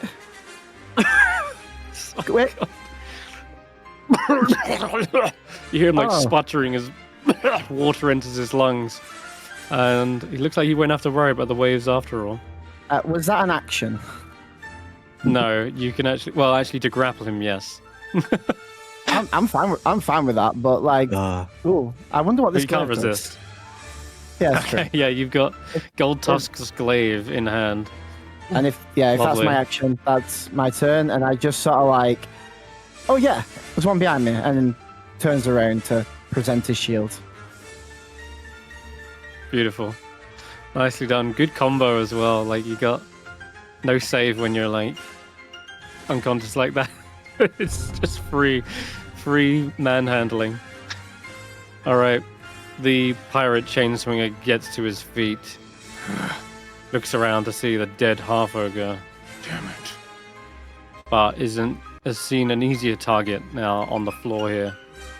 He is gonna swing around the chain, and then lets the momentum do the work as it crashes down on Agar's chest. Oh yeah, that's gonna crack a few ribs. Hey. Big damage. 9 points to Agar. Thankfully, I think some of those temps were going to soak that up. You're already prone, so that's not a problem. Yeah. Agar, 1 hit point left. I had to reload the stream view. Could you make the chat draggable out again for me? Yeah, sure thing. Simple.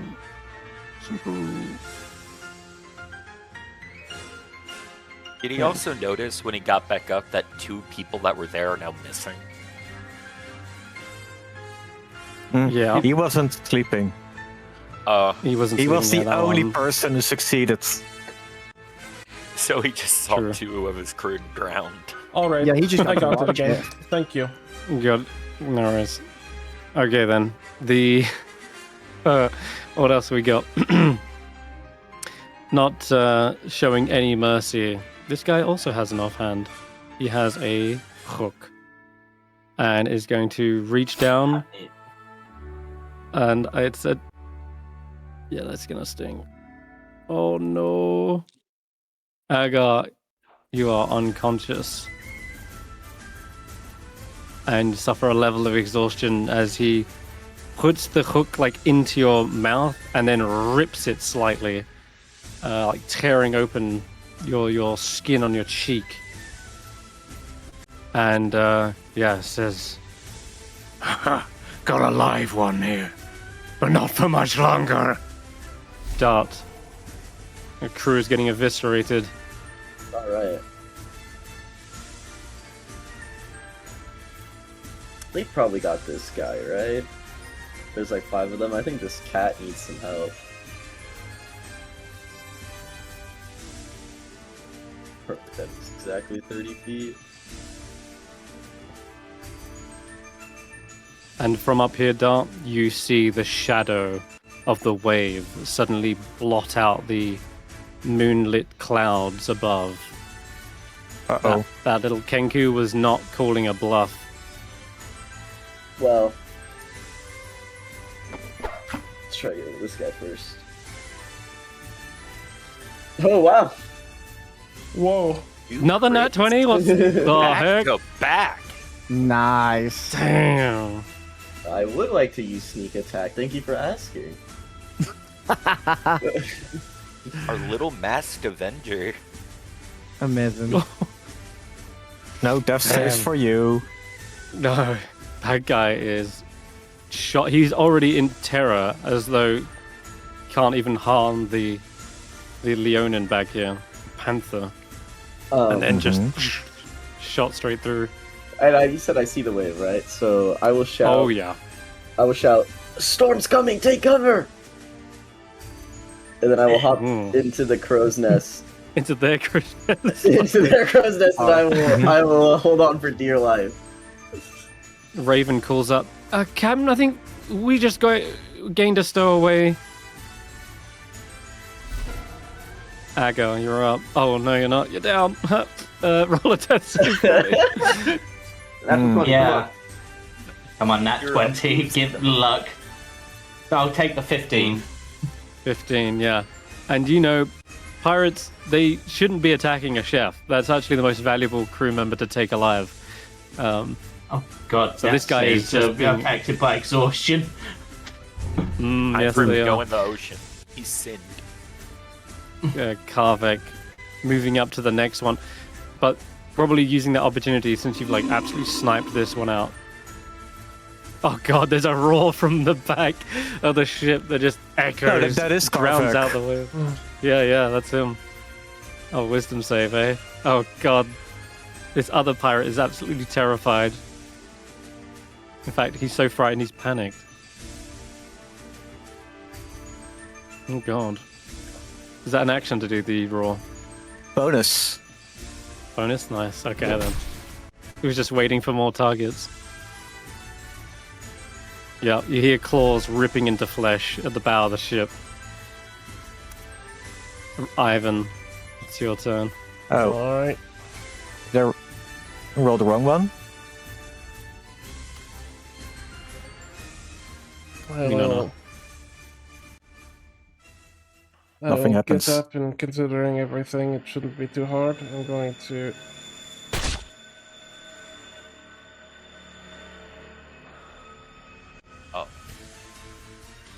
There it is. move up. And I'm going to... Now it worked. Cool. Ivan Messy will, work back there. Ivan will run up to Agar, sort of calmly, like look back, see the wave, and just calmly pull some materials out of his bag. And I will use the utilize action to use some of my healing kit to use my healer feat,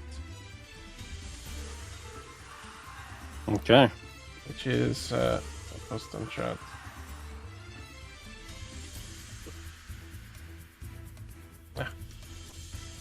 So it is effectively Agar can spend one of his hit dice. Let me see if this works, because I don't know. I've never used the healer feat with this. No, I don't want it on myself. There's a MIDI heal on this. Let's see.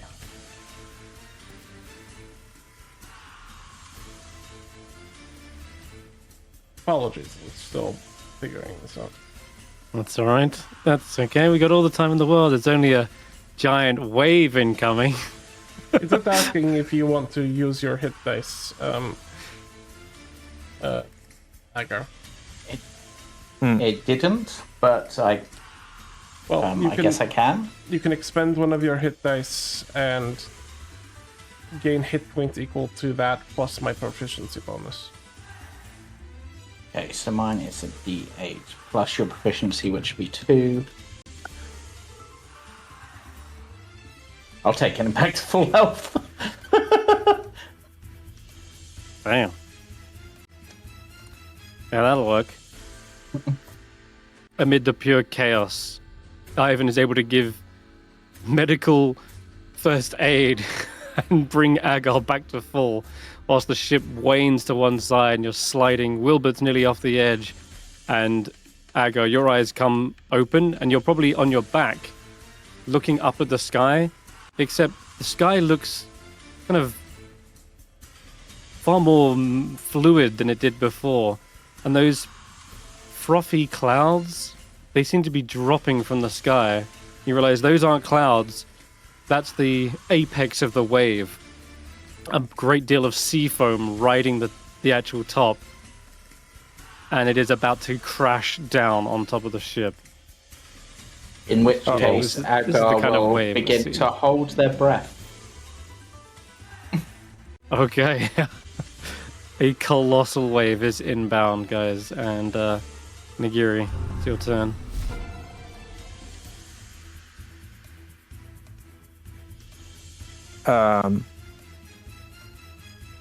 Nagiri's gonna pray to Umberly.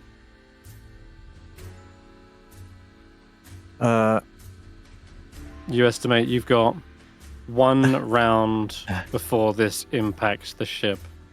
Oh, we got a round. Nice. Is it next round or the end of this round? The end of next round, as in one round from now, from Nagiri's turn, then it's game over. Next time Nagiri moves, the world will end. Yeah, she got another. You got a turn, Nagiri, so it's all good. Wait, Mother! Please accept those two as our sacrifice. Spare our ship. Lovely. Sacrifice? Yeah. Before we throw in your water. Oh, bring the ship around, Cotton! You hear from the Kinku. Yeah. Anything you want to Okay.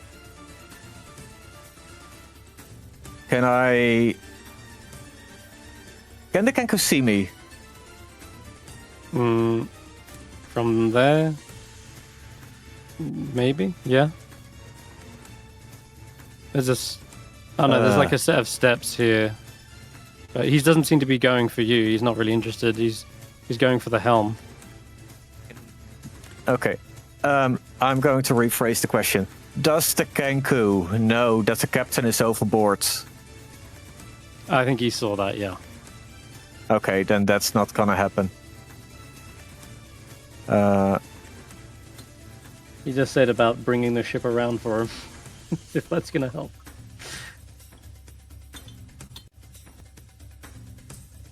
Wait, is this 60 feet? It is within 60 feet. Wait. Oh no, it's a range 30 feet.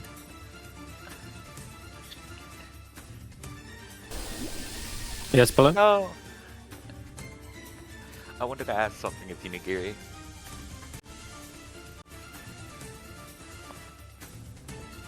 I don't know. What? I was gonna say I was gonna try to just capture the Kenku, but not kill them. I don't know why my brain has become amused with this chaotic gremlin. I think you've gone for this guy instead anyway, haven't you? Yeah, the Kenku is out of my range anyway. Okay, good. There you go. So you're just spraying acid all over this guy's beard. Yeah. Okay. Alright. Raven says, "Oh, hells. My Umberlee's fishnets. Screw this. I'm going back below deck." And she trips down the steps and dives into the hull of the ship for cover, hoping to shield herself from this oncoming wave. Likewise, this bandit is terrified and panicked and will climb back up the ship. You can take an attack of opportunity with Karvik. Yep. Yeah, let's get rid of his half cover.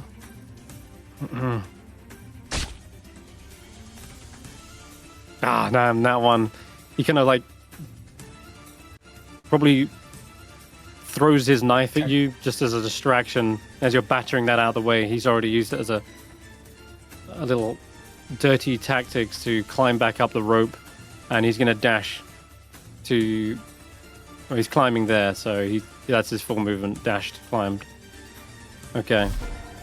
And then it is Koji. You have but one turn to either secure yourself to the ship, like you can lash yourself with a rope, you could dive below deck like Raven, but a wave this size, this is going to absolutely wreck the ship and you along with Our it. ship.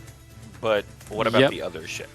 The other ship looks to be, well, this hook is like being wrenched away from the wave. I'll probably say this bandit cuts the rope as well, this thing, as he's going. They look like they're peeling off. When it gets to sizzle fuses go, he will be turning that wheel away. This is within range. If I were to say,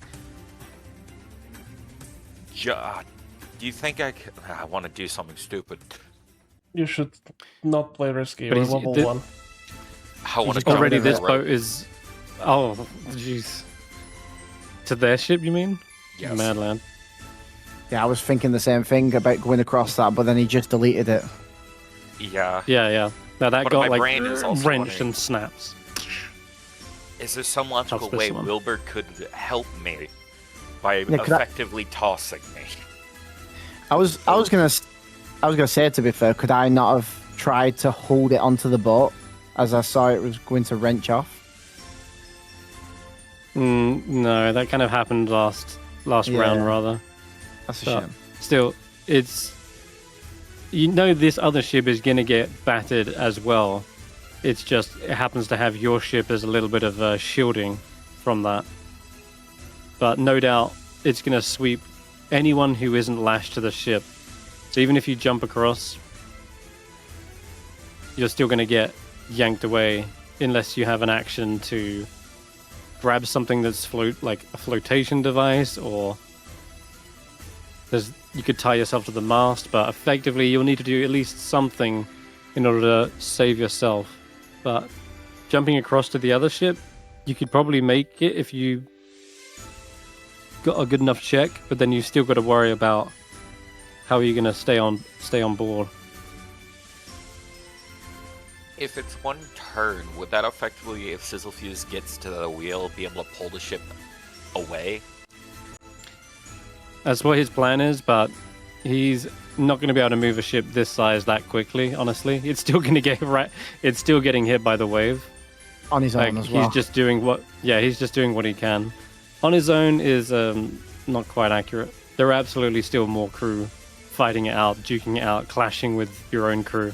It's just these are the combatants which we're focusing on for the purposes of this cinematic fight. Okay.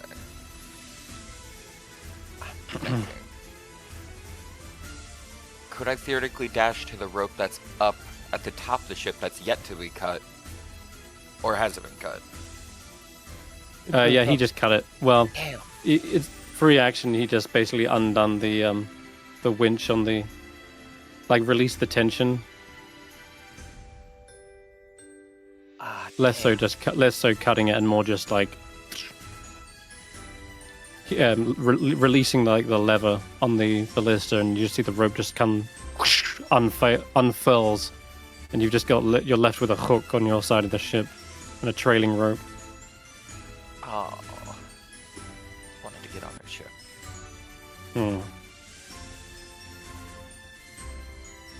Well, is there anyone what else are you gonna that I do? can see that isn't secured down? Anyone else that isn't secured? Well, you're the first in initiative, so you're going to basically be setting the example of what you need to do in this kind of scenario.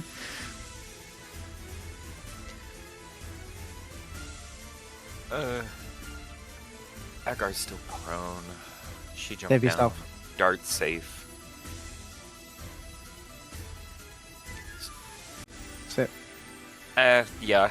I guess I'll Yeah. Grab a hold of something, lad. Make Yeah. a rush for this side of the mast, and sort of just start tangling my arm in a rope around it, Okay, good idea. like how they do in the bridge scene in Temple of Doom, like that. Just twisting it until it's redundant. He looks around. Grab a barrel or lash yourself to the mast. Prepare for peril. And he is going to tie himself to the mast as well, as an action. Sizzle fuse. Oh shit, oh shit, oh shit! And he yanks the wheel. You see the ship ever so slightly turning and maneuvering this way. And honestly, that's practically all he's going to get done. As he is going to be hit by the wave just as much, but at least he's going to veer out of the way somewhat. The ballistas have And fallen that's into the gonna- water. Then it's Willbert's go. The space here to get past, right? Yeah. You can move wherever you like, really. Yeah, Is this? Oh, this guy's still alive. Oh, yeah. Actually, yeah. If you want to get past him, you'll need to defeat him. Kill him. Oh no, so there isn't space to get past him. Like to get like across here like that. No. It's just Okay, take him out, or you, Okay, there's okay. this mast. There's a second Oh. mast if you want to lash yourself, or are you going for a barrel or something? Oh yeah. Anyway, yeah, I'm gonna step away. I would recommend you don't stay here. Any of yous. I've never swum before. I don't know if I can swim. Uh-oh. I think I can. Be my first attempt. I grab this rope here and start tying myself to the mast. Yeah. Okay, good idea. Okay. Whether he wants to attack me or not as I move away from him, I don't know. But You know what? Yeah, sure. The vicious bastard is gonna. Wait, are you moving there? You're actually not out of his reach from his chain, but he will swing his Oh, if I'm not out of his reach, then that's fine. His hook. No, his chain is 10-foot reach, but his hook is only 5. So I he just- kind of like whoosh, swipes out with that. I probably don't Sparks. I probably don't even realize it's as I'm putting my shield on my back, and as I'm doing that, there's just a clang on it. Oh yeah, scrapes down the wood. He's lost focus on that. He's just straight to like grabs the rope Okay. here, picks it up, and starts tying himself. Starts to tie it to Agar's arm or leg, whichever's closest. Got it. All right, the chain swinger is going to take the disengage action, grab a hold of a barrel as part of a free action, digs his hook into the wood, and jumps off with the barrel into the ocean. And that's him below the waves, sinks away. And Dart, it's your turn. Just gonna take my rope out and tie myself to the crow's nest. Okay, Agar. As Willbert has started tying Agar, Agar will stand up and continue at that tying. Probably making sure like their pack is fully secure and tied to their back, as they will also take a deep breath ready, because they can hold their breath for 15 minutes. Beautiful. Nice. All right. Sounds good. Yep, can't leave the rations behind. You grab whatever supplies you can.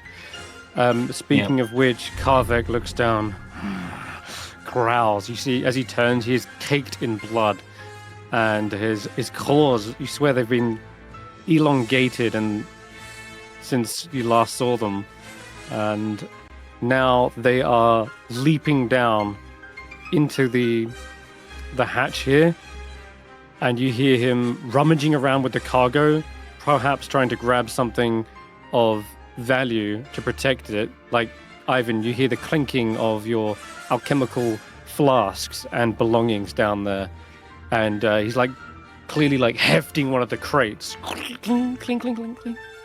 And he's grabbed it maybe with 2 monstrous arms to secure it.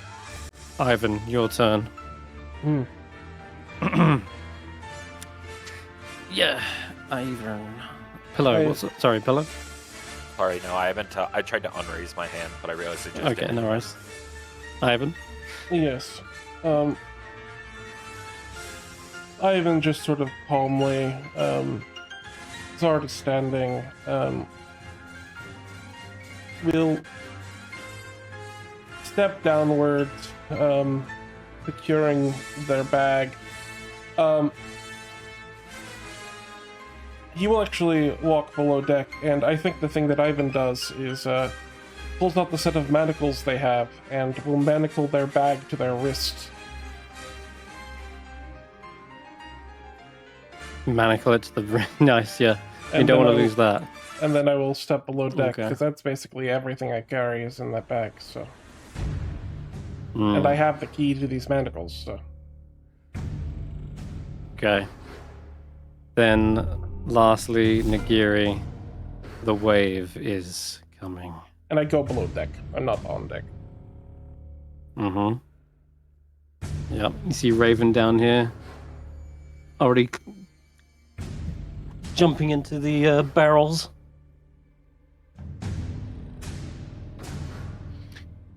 This is it, Nagiri. The world ends. As in, this is my last shot at. This is Getting the safe. wave, yeah. Oh no. It's about to slam right into you. Oh my goodness. Come on, Nagiri. There's still space on the mast. Yeah. This is gonna be Gets out the fun. rope Look at the shipwreck. and tries to make sure all 3 of them are fixed to whatever this is. It's a second mast. It's like the Yeah, mizzen okay. mast. Hold your breath. All right. I'm a little bit holding my breath. Nagiri, everyone looks like they're lashed or below the deck. Hopefully that's enough to brace for impact as this colossal wave, the likes of which you've only ever seen when Umberly is out for vengeance. And as it smashes into the wood, you hear the snapping of the main mast. Dart, you go flinging off with you're lashed to the crow's nest, and it becomes like this makeshift basket that suddenly bobs up and down like a ball and cup game, and you're just clinging on for dear life. As the sea sweeps across the deck, it washes away anything not tied down. Rope, barrels, they all become makeshift floating devices for other crew members. And Koji, the beam that you've got becomes now a log, just a single log raft with you and the captain. Below deck, the hatches burst open and fire hydrants of water surge into the underside of the ship, drowning the interior. And unfortunately, Ivan, the most tragic thing happens is you hear a crate crack open and glass shattering in the corner as Karvek is doused in alchemical reagents. You hear a growl and a roar as something in the back is now pouring into his lungs. And finally, oh god, rope whips around the deck, slapping you in the face, Willbert. And Wow. I mean, god, yeah. he's holding his breath. Oh, no, where's Agar, Noodle? Nagiri, Noodle. Oh no, where is Noodle? Holy crap! You've where is Noodle? He's probably below deck, right? Noodle would have been at the sleeping quarters. God damn! You can only pray, Nagiri, that Noodle has found some place safe and amongst the rats, probably huddling with the very prey that they've been hunting down this whole time. They're now holding on to each other. Even as Raven is gulping air, Ivan doesn't even seem to be concerned. Yeah, and snakes are just living rope, right? He could just tie himself to something. Sure. He's formed a tight knot on that. Oh god. And Agar, yeah. Well, at least any plants and mushrooms that were getting dehydrated are now completely soaked through. And your chef hat is now lopsided in your face, and your scales are getting a cleaning as this thing is sweeping you up. Vertigo hits you as this thing passes through the ship like a cleaver through parchment, tearing the ship asunder. The Time Seeker is it's nothing but splinters and barrels. And as that wave hits everyone, it just blots out your entire vision. Everything goes dark, and the thud of your head against wood would likely knock you all unconscious. And we'll end that combat. We all drown and die. End of campaign. Campaign's over. Yeah, that's it. But I can't All right, drown. thanks. There's a problem with that. I can't drown. Thanks for watching the campaign. Next time, it'll just be Ivan. Yeah. Stream over. Bye. Everyone's got their secondary characters ready, right? We have secondary characters. Except I just took out You took out my Nagiri's- secondary character. So I hope you had a tertiary character aboard the ship. Yeah, Oh, it's God. Koji's brother, Joki. Jokey. Oh dear. Oh, Well, I actually do have a concept for a backup character, so if I need one, I'll use one. I just don't think we for need a one. quick say, while we are on stream, just to make this joke, in my inventory, I've got Goldtooth Sword, and then in brackets, Glaive. That's for you, Chris. oh, thanks. Because We're getting it this is the thing that it mispronouncing it. came from. Well, It is actually. Yeah. Oh god. Hey. Alright. well, we are not done, I think. We've only been playing for... Oh. Oh, I know. know. No, We are Ilya. currently in the realm between consciousness, the dark thoughts and dreams of the slumbering yet stirring minds. I'm gonna ask everyone to roll me a Constitution saving throw, and we'll see who's kind of waking up first in this instance. But I'll also go and use this as in order of dreams as well.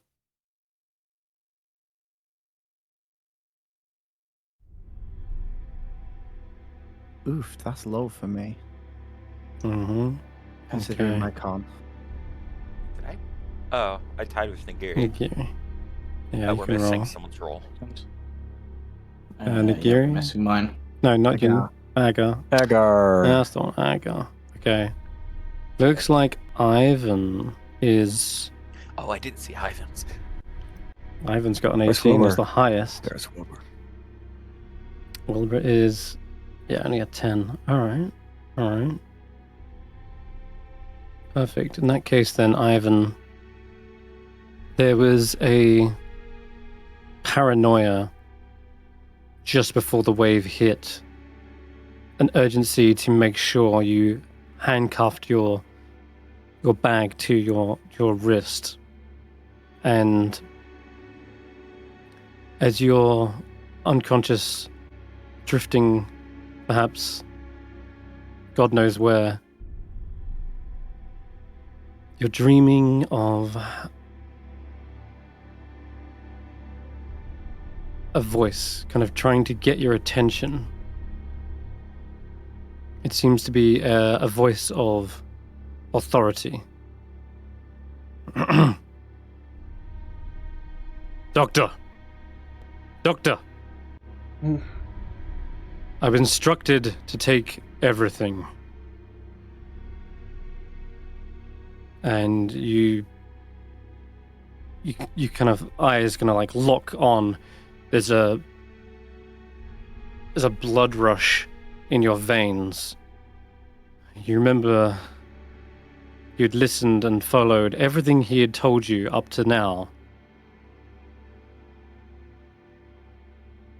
But this last instruction, take everything, just there's this desperation suddenly welling up inside you. This wasn't possible. You're looking down at your father's tools in your hands, silvered scalpels and instruments. They're worth a lot of gold, but they're worth way, way more to you than anyone else. The sentimental value alone, but the principle as well. You knew what had been sacrificed. You wipe a heavy wet from your face, and the guard seems to be like with his hand out, like beckoning you, like waiting for you to give over the tools. We were to ensure everything was confiscated.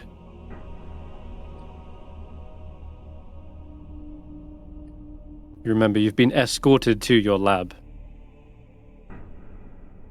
They've taken everything. They're about to toss you out onto the streets at this point. And behind this guard, you can see them, others, tearing apart your place of study. Drawers are pulled out, notes already being collected to be burned or destroyed. What do you do?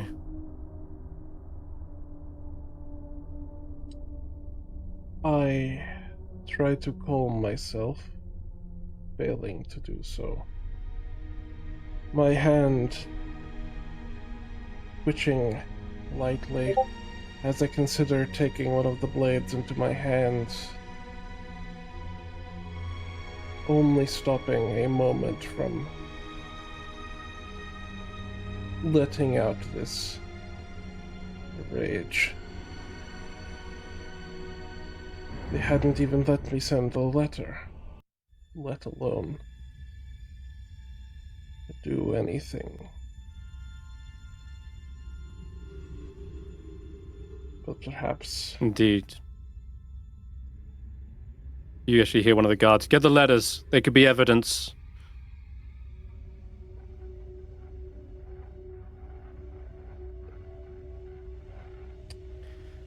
Looking down at the tools, and I say, these tools were mine before I ever came into the academy.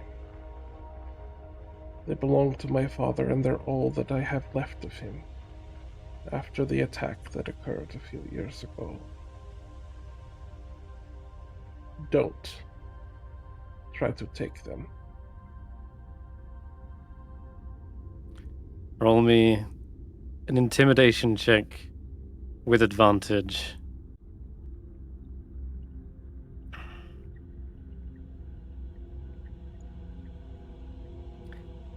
And you're praying for his sake that this is successful. And an 8. He folds his arms and says, I have my orders.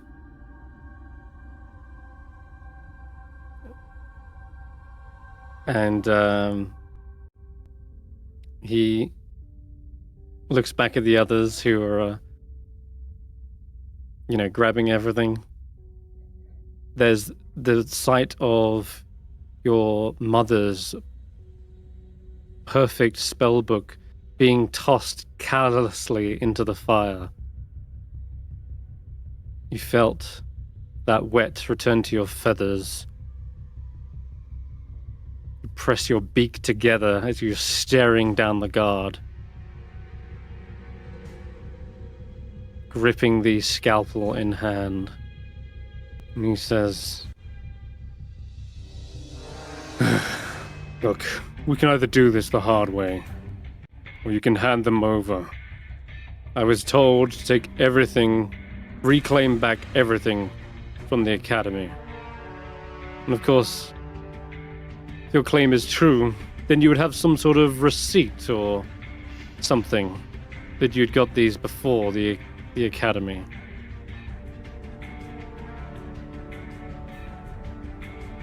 And if they're your father's, why don't I see any kind of name emblazoned on them? I can't make heads or tails of half of these symbols anyway. Hand it over. I won't be doing that. Question I have for you, is there any kind of indication that these are indeed your father's, like a note he left behind, or is there a label on the inside or something like that? If you... Was there ever like a... If you insist I drag out my father's will, I would suggest that you stop burning everything in my desk. The guard turns and says, Hold! And he grabs a hold of the... He grabs like a clutch of letters and shoves them into your chest and says, You'd better hope for your sake they're in there. And you start rifling through, and despite their callous handling of your letters, they're still mostly in order and organized, and you can quickly actually locate your father's will. I imagine that Ivan pauses on some of the letters, seeing the names written on them. If they are kept, it means they're from someone important. Before pulling out the will.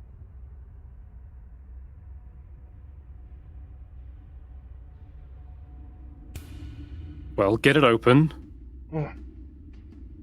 He opens it and holds it out, clearly leaving the estate, the tools, everything.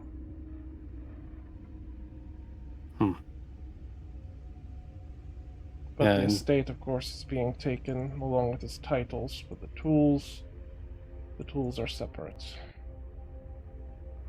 You have to shakily unseal the wax, not out of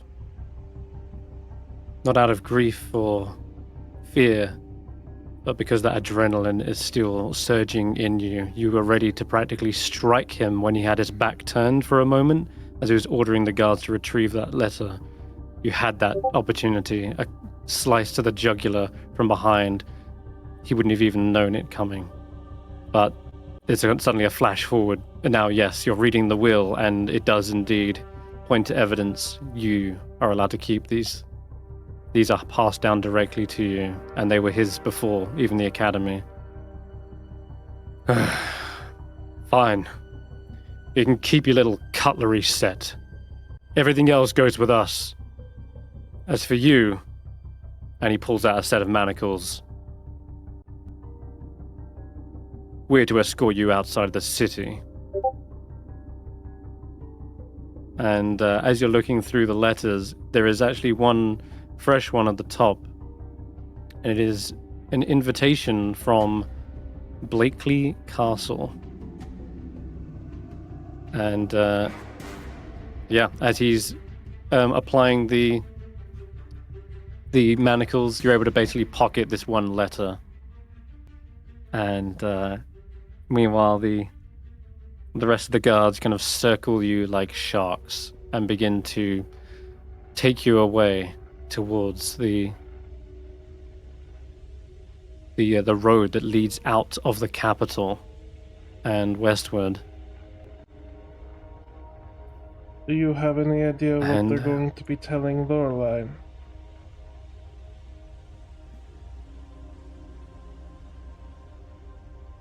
Tell her, tell him exactly what we told everyone else. That you're a menace, and your magic and science, whatever you call it, is a danger to the population. You will not be practicing your flesh-warping evil anymore. You're exiled from the Arcanum Academy. And anyone trying to converse with you will be held under similar scrutiny.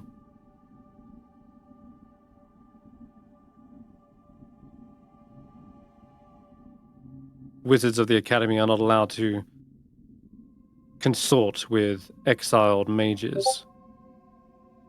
That's the law. So I hope you got your goodbyes in before. Maybe you can write him a letter. And he... If we don't incinerate it first, of course.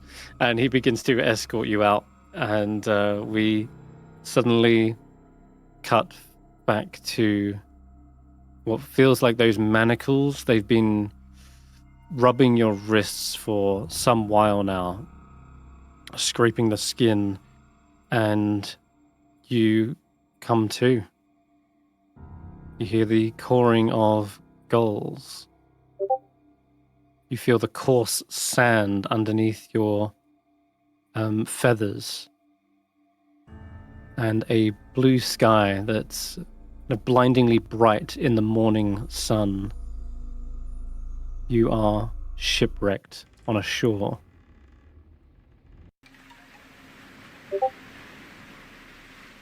Oh, that's the one I want. There we go. Lapping waves, still sort of soaking your talons, but Ivan, you suddenly forget about whatever physical condition you're in as you reach towards the manacled hand. You realize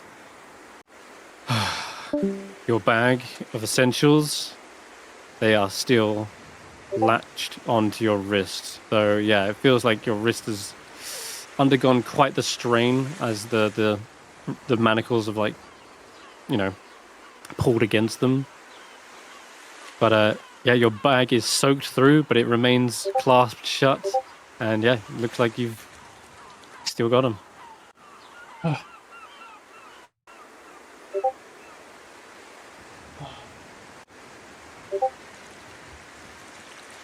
Ivan will take a deep breath and stand, looking around, seeing if there's any trace of the others. Good question. Let's see. Where are the others? We have Koji and Koji and Nagiri. They got a 14 on their con saves. Okay, so I'm gonna see who goes first, and in also doing this, I'm gonna see where you actually ended up. So can Koji and Nagiri roll me a d6, please? And Ivan, you can as well.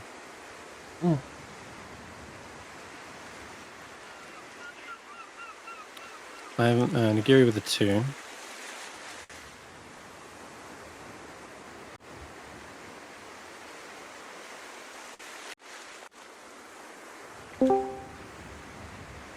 Yeah, there you go. Hey, Nagiri. No. Hello. Could you roll a... Okay. So... Hello, roll a d6 for me, please. Now they hear you. Yeah, I can't hear you, dude. Don't know where you are, but might be on your phone. There you go. Yeah, roll a d6 for me, please. My Foundry crashed. I'm restarting it now. I'll roll it for you.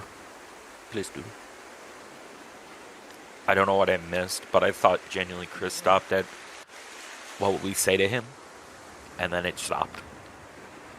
Okay. Alright then. So you got 3, and Dr. Ivan got 1. So... Okay. In that case, we will go with... Nagiri first. Okay. Flashing back. We find ourselves on the docks of Weep, the swimming city.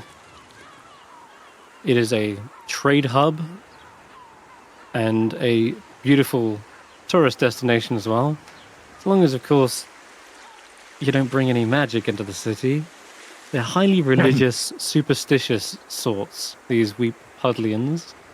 And although, as long as you've kind of stuck to the docks, they don't seem to mind sort of outsiders too much. But there are certainly a few strange looks that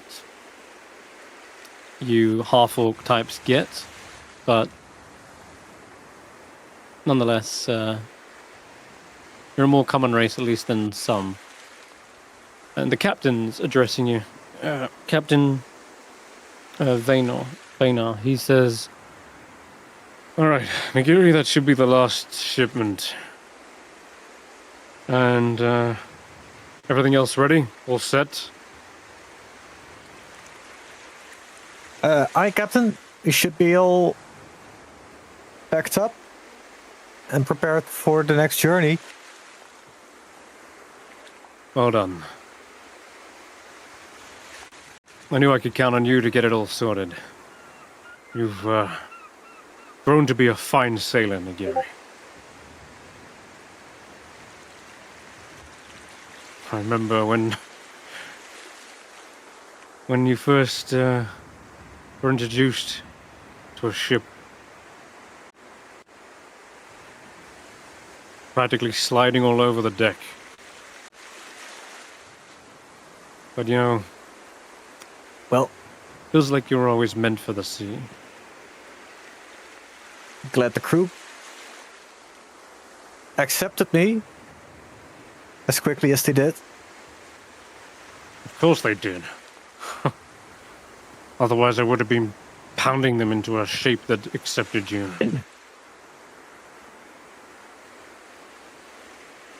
Listen, where we're going, where we're headed. Port Nyanzaru. It's... Well, it might seem familiar as we approach. No doubt you'll get some, perhaps... memories, perhaps?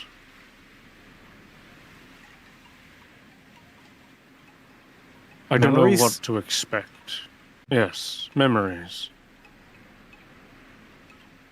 How? It's not like I've ever been there.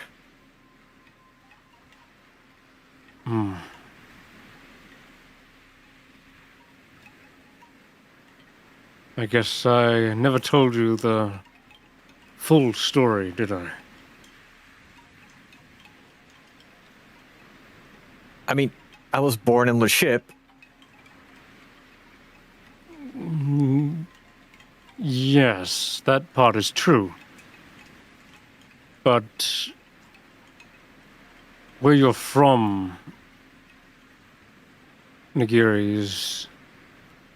Wait. Is that where my mother came from? Yes. Let's put it that way. Your mother Oh, dear. is native to Chult.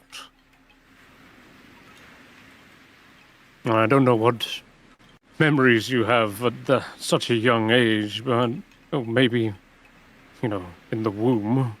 Some say that you can hear sounds, experience senses. Certainly the temperature might have been something you'll be familiar with. Well, if Chilled is anything that I've heard, it's definitely better than the cold up here.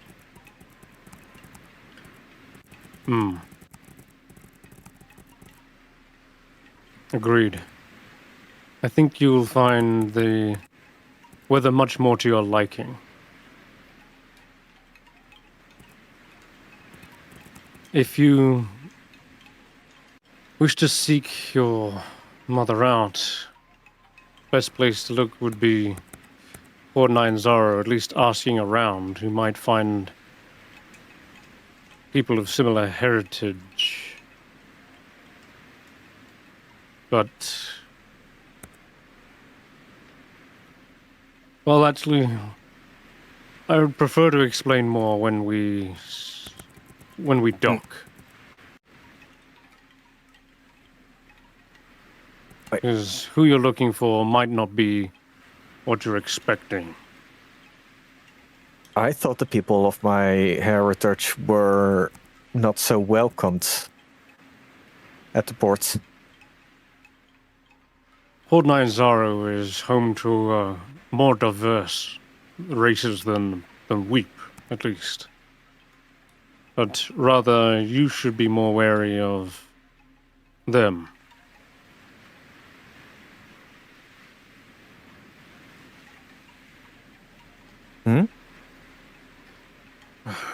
There's more opportunists in Port 9 Zaro than anywhere else I've been.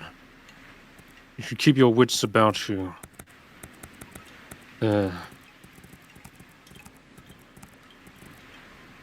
There's prince merchants, merchant princes they call them.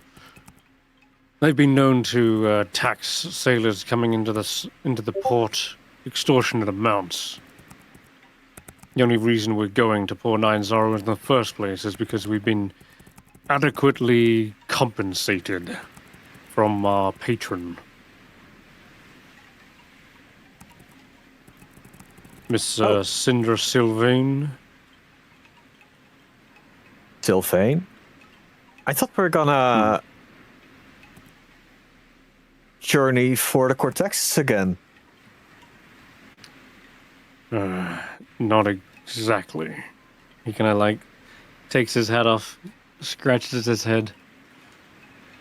I thought she filled you in on all of this, no? That's what that meeting was about. You must have been caught up in all the duties you may have forgotten.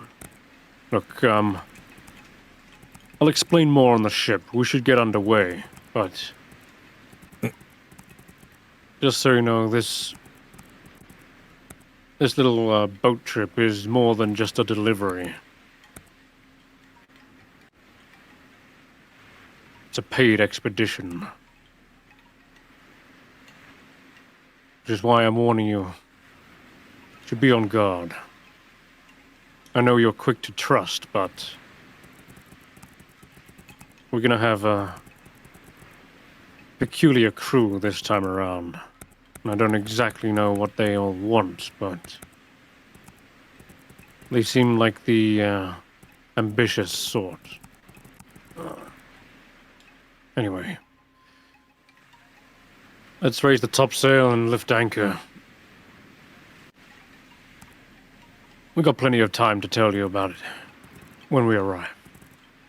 And he puts his hand on your shoulder and gives you a warm smile and a nod, and a proud look as he leads you up the plank.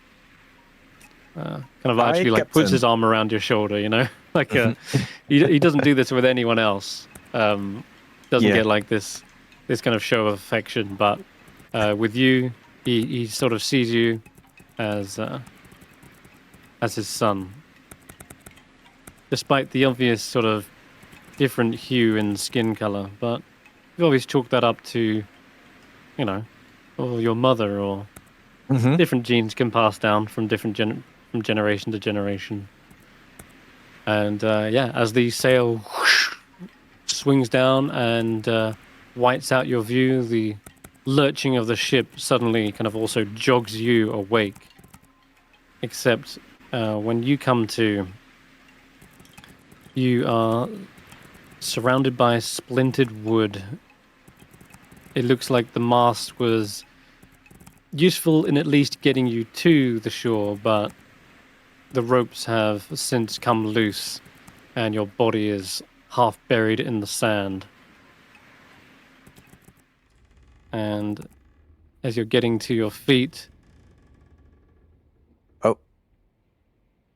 not sure if there's any sign of other crew members. You've been swept quite far onto the beach, and the others could be scattered anywhere. But we're going to get to those checks in a minute. For now, we'll swap to Koji. Oh, one more thing. Yeah.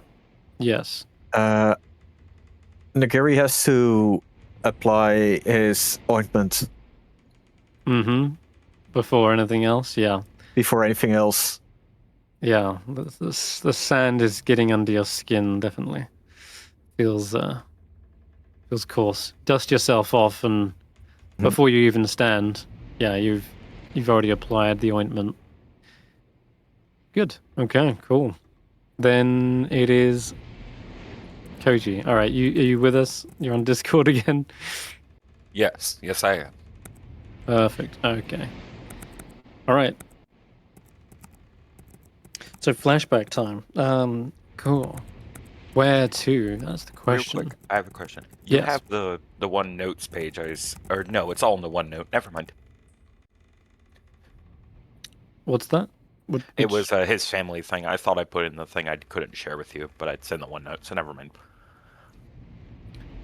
Oh, is there something you wanted to show me or send it to me?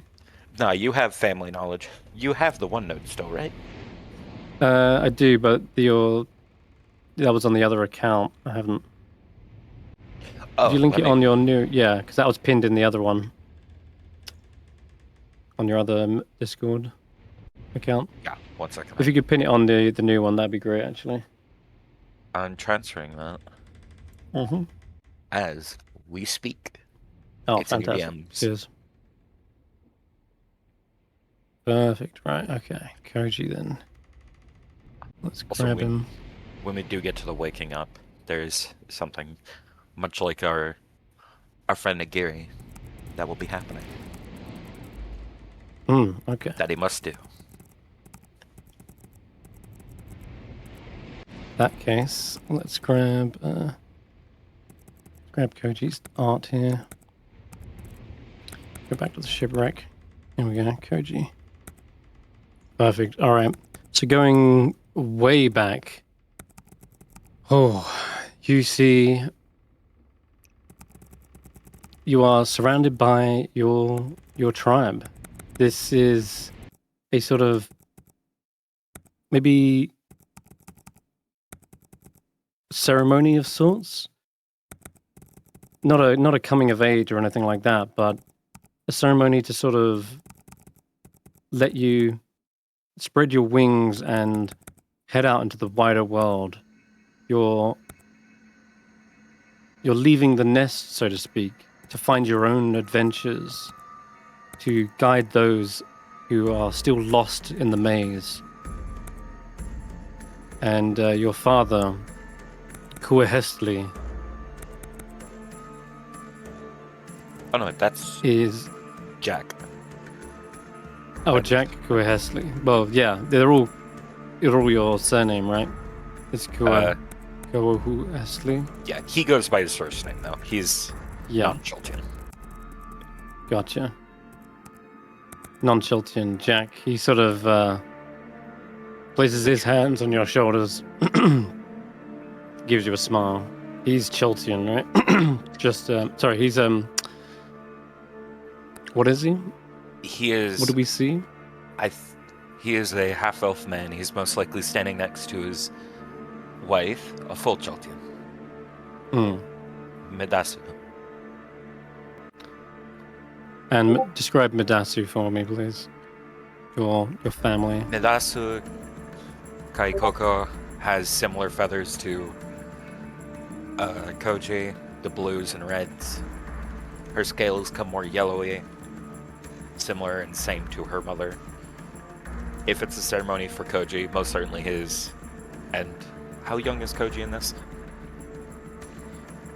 Well, this is before you had began your sort of career as a guide and pathfinder. So Both his grandfathers would be there. One with his grandmother. His other grandmother's not around.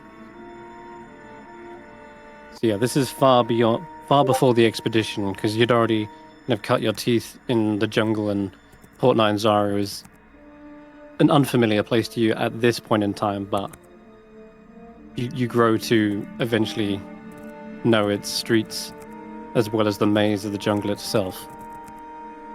But it's just them basically seeing you off for the first time, as he's saying, like, Koji, you're old enough now to choose your own path. And he hands you his longbow and says, well,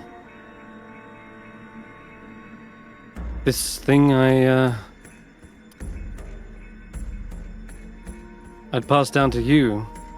And you see there's sort of a swat of a tail from Medasu. And you see her sort of scold your father in front of you. We don't pass down the weapons.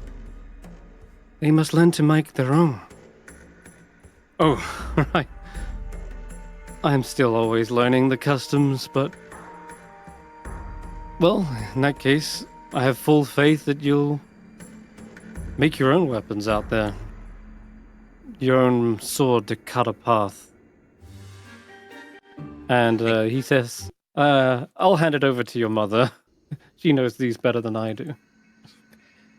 Thanks for trying, Dad. It is good to see Grandpa's bow, though.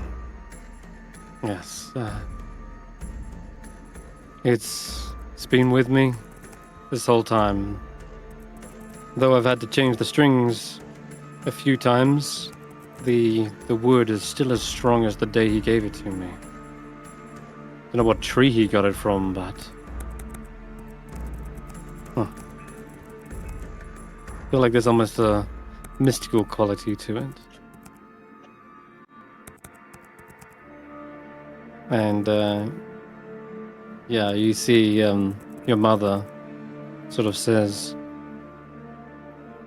that's because The strength of that bow is carved from the arms of Upteo itself. Koji.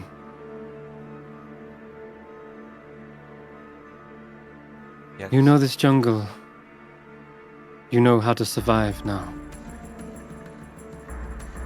I have full faith that you will overcome every challenge, but do not get overconfident out there. The jungle is evolving, changing. In the recent years, or at least in our past few generations, we have not heard Upteo's voice. He is getting distant, muffled, stifled by the jungle, drowned out by the moans and shambling of the undead.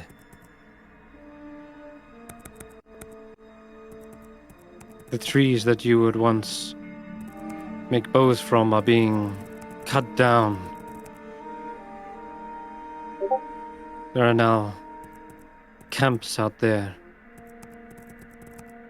Invaders who are setting up fortresses in the jungle, as if they can try to tame it. I do not know what they want here, but they are trampling in our sacred homeland. Their boots are marching and trampling all over the wild. As if they can set up... yeah, she's rambling on. They're going to set a flag down in it. Yeah, you have to calm her down. Getting worked up. I know. Is this his mother talking, right? Yeah, absolutely. Grandmother told me all the tales. Back when the power of Upteo was strong. Back when Mesro was still strong. One day, I promise, it'll happen again. Upteo may be back. I know they still say he's gone, but it'll happen again. I swear. I'll be the best son and the greatest to understand this jungle. She smiles and says, I know you will. It's just difficult to let you go, and... well... You know all I know of if anyone can, it's you. You will hear their voice. You will find them.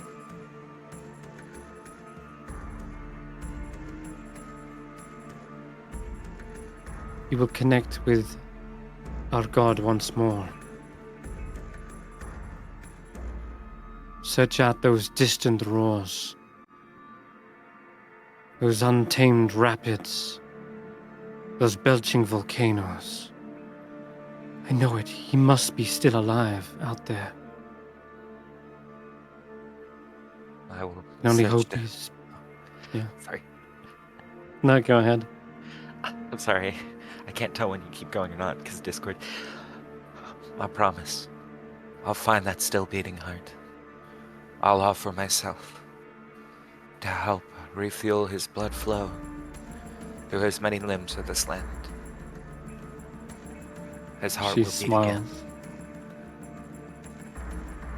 She brings you in for a tight hug and a warm smile, and she gives you a nod, and it seems you've filled her with confidence that you're going to be okay, and that you've got the capability to follow through with your words.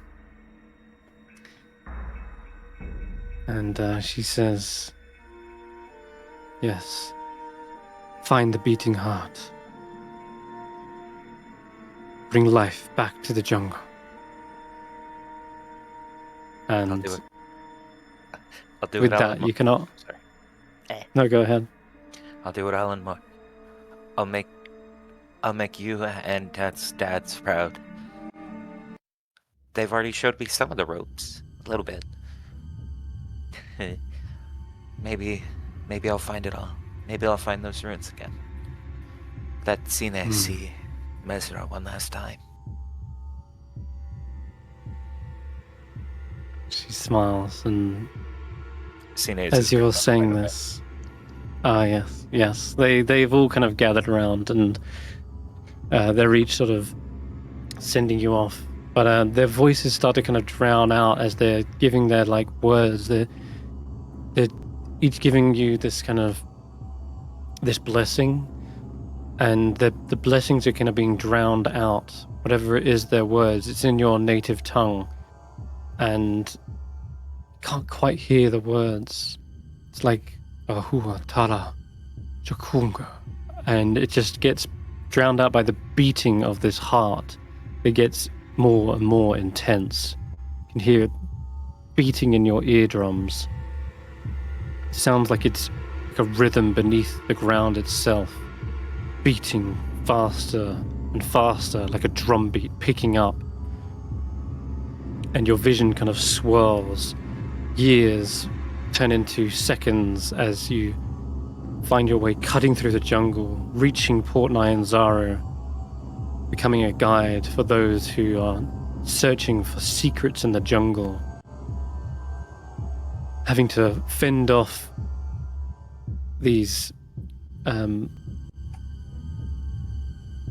greedy merchants who are trying to buy your map. They say that you navigate the jungle like no one else. They offer you, like, name your price. And when you decline each time, they become more and more irate. You can sense their frustration welling up as though to, like, order the guards to just seize it off of you. More years pass by and you've made precautions to prevent such a worrisome transaction from occurring again. And again, this heartbeat beats faster and faster, as though it feels like something is on your tail, something is chasing you. It wants what you have, wants that map. It wants the secrets of the jungle, the marching of boots sort of echoing in tandem with the heartbeat as they cleave down the trees. They'll raise this place before they give up. And as that heartbeat kind of reaches its fever pitch, you finally wake up on the shores.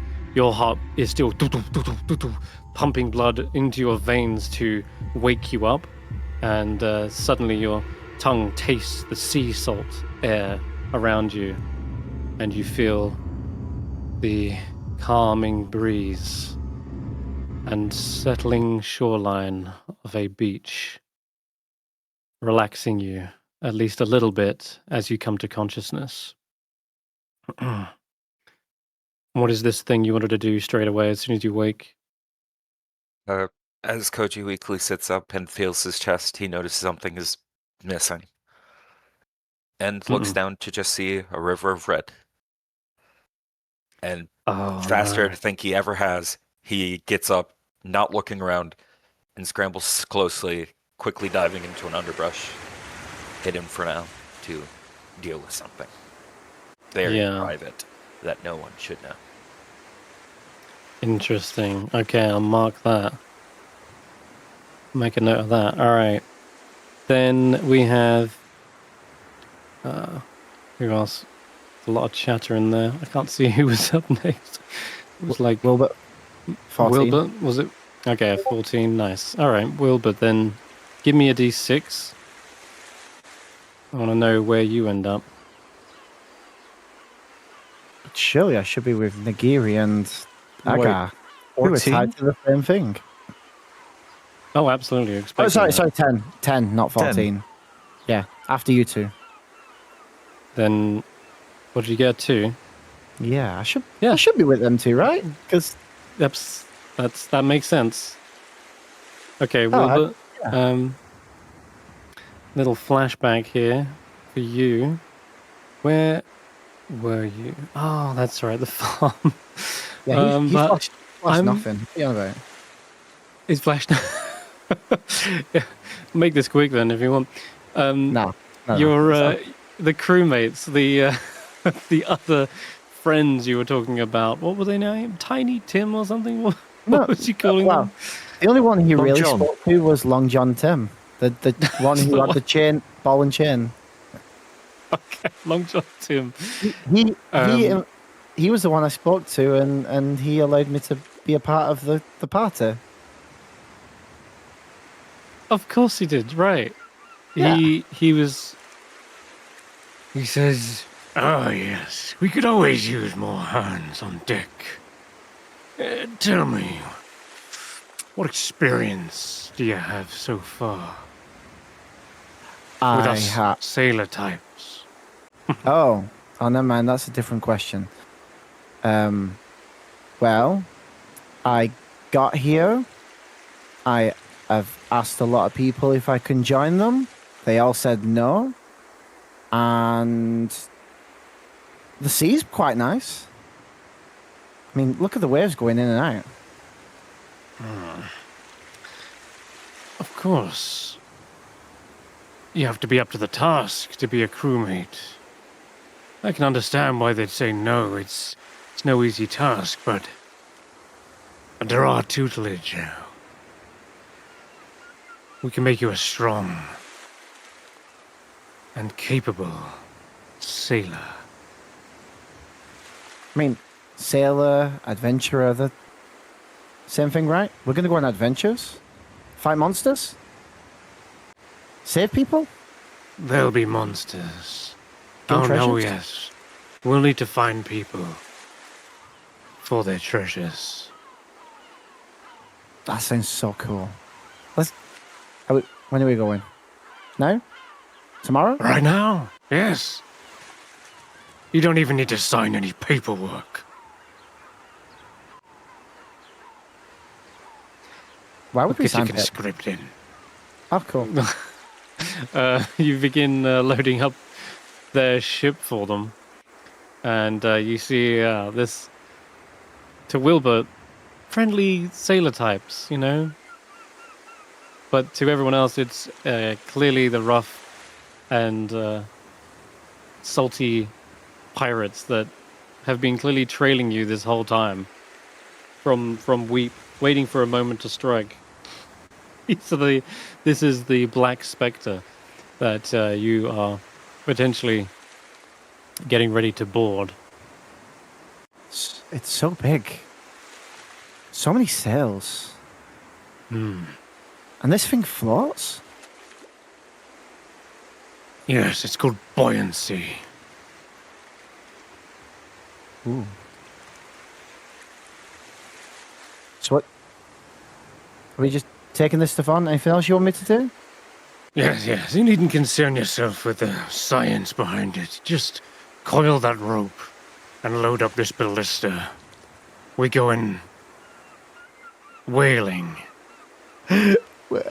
Willbert loads up the ballista that shoots our ship. That's right. And sharpen Hey. those hooks. We needed to dig into the blubber. If Wilbur is loading up the ballista, shouldn't they do it with disadvantage because there's no way he could properly load a ballista? That's what's probably the reason why he doesn't get taken onto the ship in the first place. No, Yeah. you're doing it all wrong. I said coil. You've knotted this. Oh, no. I just need a bit of time to learn. It's, okay, so not it, coil it. Okay. Okay, I'm getting the hang of I this. said sharpen the hooks. You've blunted them. Which is probably why that first one pulls off the ship.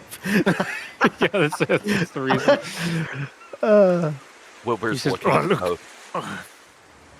So, what's our first adventure? Like I said, we're whaling. We're going hunting. Never seen No. a whale before.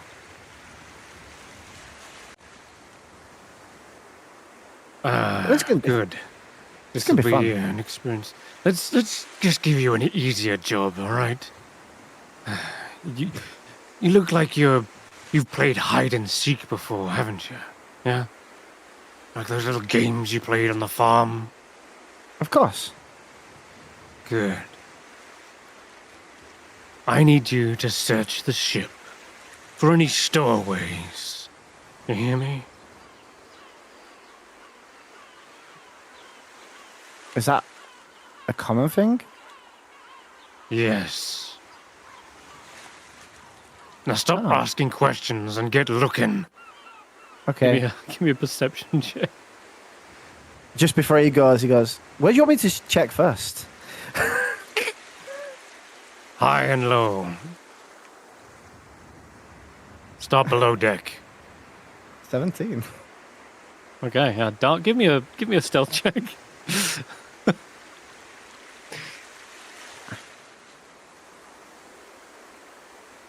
If you're there. Oh, he beat me. Good job we're not below deck. Yeah, good thing I'm in the Oh, no. good thing I'm in the crow's nest. Or let's say he does find you below deck, right? And Wilbert, you open up a crate and you're just looking around. Hey. Nothing in this one. Check the next. You Hey open there. up a barrel, and yeah, you spot suddenly there is a small individual with a masked face and a red bandolier you- looking up at you.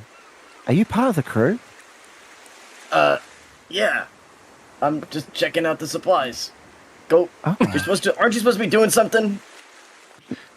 Well, I'm looking for stowaways, but I don't quite know what one of those are. Are you? So what do you do on this ship? And I'm in charge of keeping track of all the supplies. what else does these people? What else does sailors do? Like, I don't. You know, they sail. They go island to island. Look, Sounds kid. like we're gonna do such good stuff. Yeah, we're gonna do great things. Okay. I'm No. Wilbert, by the way. Hey, Wilbert, it's Dart. It's nice to meet you. Nice to meet you too.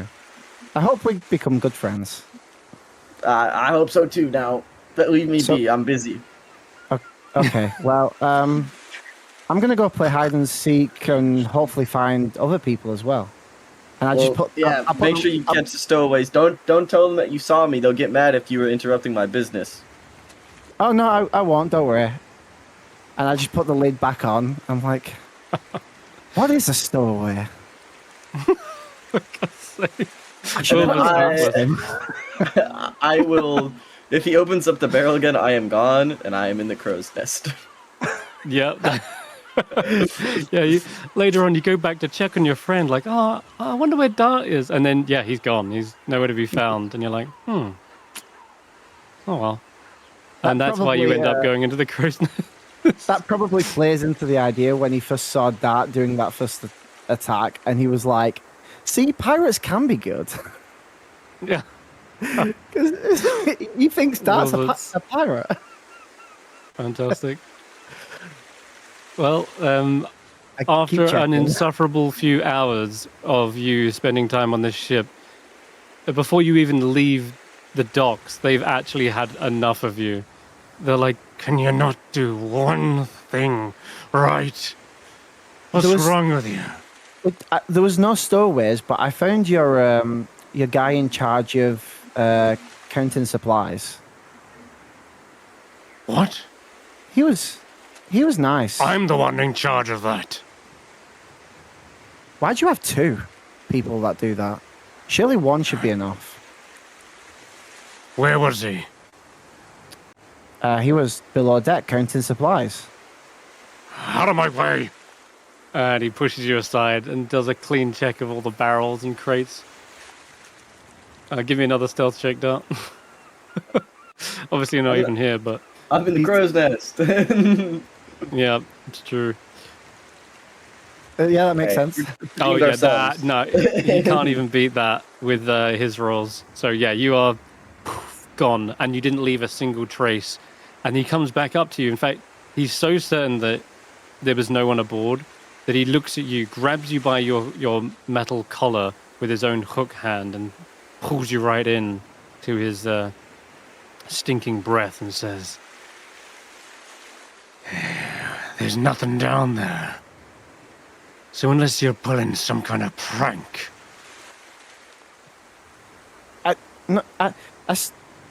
I swear, he was checking stock. He was called Dart. Dart. What kind of name is Dart? I mean, sometimes I get told that as well. What kind of name is Willbert? You know, what we do to liars on our ship I'm- means you won't be lying anymore. I'm not a liar. I'm telling the truth. His voice just getting higher and higher.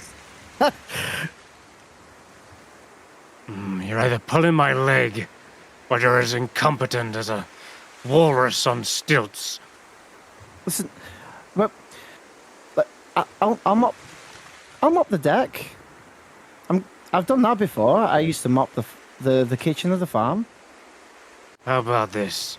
How about you clean yourself from my deck? Oh. He looks down at himself. Is like, I am clean. I've already lost all my hair, but I feel like I'm gonna lose my beard by the end of this journey. You are a liability. Get off my ship. Oh. Does that mean I'm not part of the party anymore? He kicks you away, like literally, like has had enough of your shit, and That's not realizes very you're not, nice. you're less use and more of a setback. And yeah, old Long John Tim has booted you off the ship, Oh. and no sooner do they set off to get ahead of the merchant vessels, so they can intercept them later. Speaking to the first person on the port, I'm just like, those sailors weren't very nice. Everyone's giving you like wide eyes, and they're like shaking their head. Like, literally, yeah. Those sailors, they don't even want to insult the pirates. They're like, I really wanted to go whaling as well. they run a tight ship. Okay. And then over in the distance, I see group number 9, and he goes and pesters them and gets another no. And then group number 10 and gets another no. And group number 11 and gets another no. And then number 12 and gets another no. Jeez. And then he sees these random people boarding another ship, and it's like, Well, now a guard bumps into you, actually. oh, okay. It says, are you Willbert? Willbert, Stone? Yes, Stone. I have a proposition for you. Okay. Yes. You need help? I don't, but I've been issued to escort you to a certain Dr. Ivan called Taxus. He seems to look down at like this telegram. Sounds like he's hiring you for a job. Oh, sure. Why does that name sound familiar? But sure, let's go. All right. Follow me. Also, your shoes are untied. Ah. Oh, yeah, I take a moment and tie my shoes. Okay. And as you go down to tie them and lift your head back up, you're going to bump your head on a nearby, let's say, like piece of rigging that's like overhanging onto the docks. And as you slam your head, you suddenly are aware of a aching pain in your actual head as you are face first in the sand. A little bit of blood has trickled from your head onto the ground, and your armor feels like an oven. It is cooking you from the inside. It's still attached, and you've been baking in the sun for God knows how long, and you're severely dehydrated. And I'm going to ask you to actually roll a con save. You're the only one I'm going to have to ask for this, but this is a second con save on top of what you've already rolled. Okay. It's maybe the scorching heat that actually wakes you up, because if you'd have been bathing out here any longer, you'd be probably exhausted. So, I am standing up. rub my head, stand back up. I'm like, and I start running back into the sea to try and cool the armor down. Yeah, it cools it off. Sorry, parents, I'm gonna have to redo you. Oh wait, you're gone already. Yeah, washed off completely. Yeah. And Okay. and he cools himself down, and he quickly gets back out. This is gonna be such a fun journey to tell my dad about.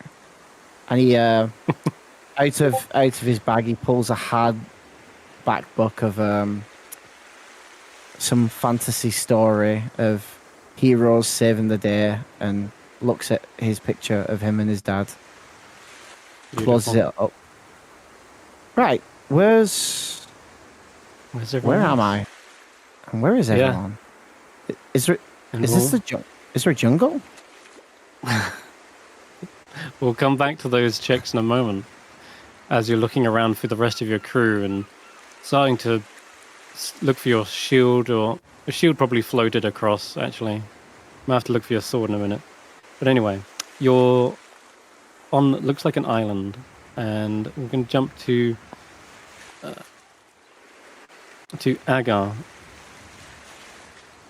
Agar, you're drifting in and out of consciousness, but whenever you're asleep, feels like something else takes over.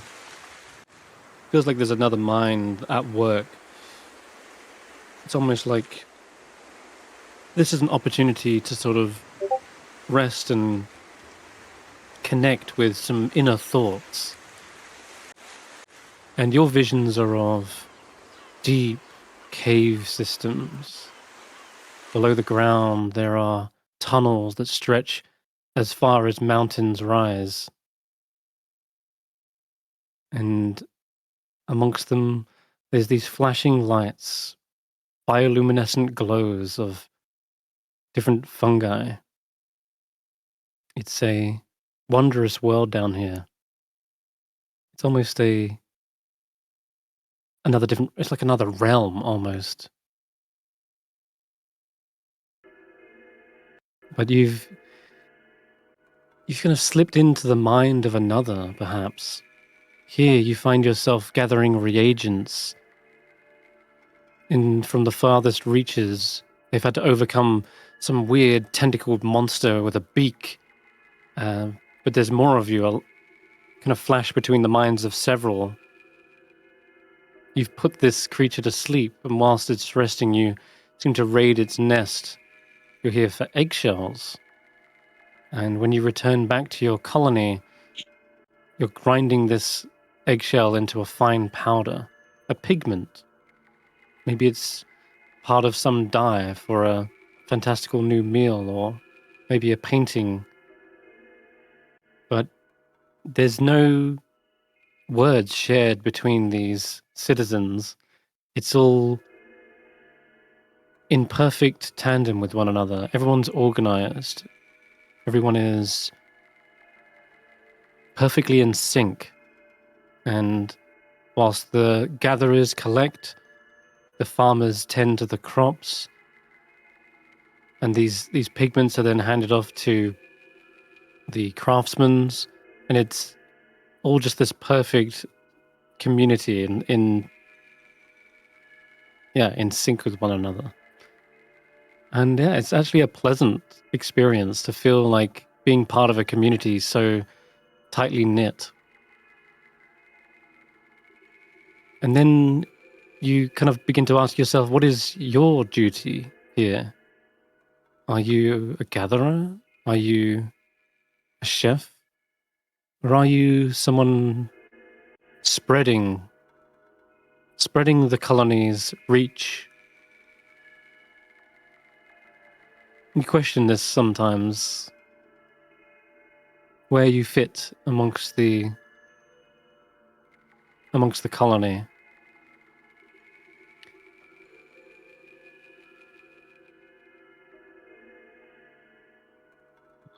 But it's a fading thought when you sort of come to consciousness you realize you've already got plenty of responsibilities and plenty of your own passions and motivations, but you can't help but feel like some of these ideas have left imprints in the back of your mind.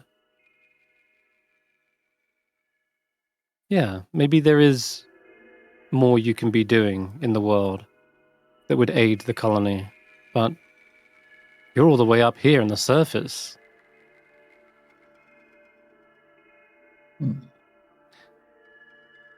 And yeah, there's there's a kind of stretching of limbs. Yeah, you did lash yourself to the mast, didn't you? You actually took that with you the whole time because you're the bigger one. I think it's almost like the mast used you as a raft, and it's still tied to you, and you're basically like hugging onto it still at this point, and you feel the squeezing of the ropes. You really tied a good knot, and yeah, you found yourself on the shore, and those memories, those other viewpoints are somewhat being pulled away by the ebb and flow of the tide. With each lap of a wave, it seems those memories become more distant and blurred. It was just a dream.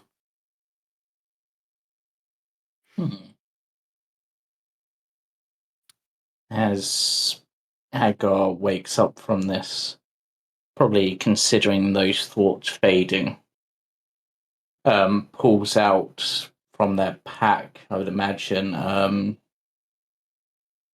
what's it called? The head of the spear thing that they've got. And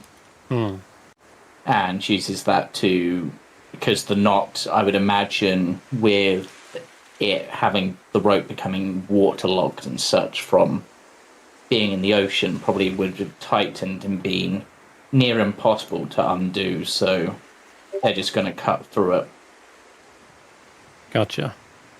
Okay. And then look at the mast for a moment. A shame it got so damp. It would have made good cooking fuel. But for now, where is the guide and where is the little bird? They must be here somewhere. Indeed. Give me a d6 and we'll see where you have indeed ended up. Okay. Odds. Okay. Give me a perception check.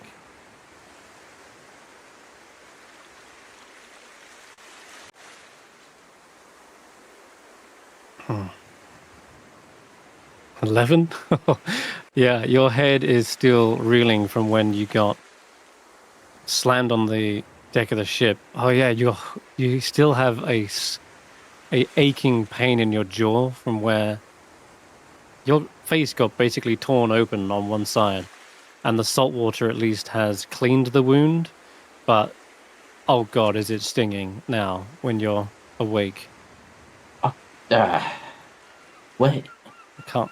What did the shiny one call them? Where is Long John Tim? He will be tonight's stew. All right. Jumping back to chef's cooking muscles. We'll rotate fully round to Ivan. You can make a perception check instead. And I know someone wondering what's going on. Where am I? Yeah. What did you get on your D6 start? I'd like you to roll that for me. Real quick. I didn't roll a D6, but I can now. Yes, please do. A 5. Did I? 5. Yeah, whatever. Oh wait, actually, you don't need to roll because you're going to be the last allocated. That's all good. Perfect. Yep. Almost All right. everyone rolled odds. Except for me. Yeah, a lot. Yeah, and Willbert. I think Willbert rolled you even. and Willbert. Yeah, I rolled the same as you. Yeah. Yeah. Okay. Ivan, you're looking around, and it is hard to spot anyone amongst the wreckage. Splintered wood, broken barrels. There's flotsam, jetsam, and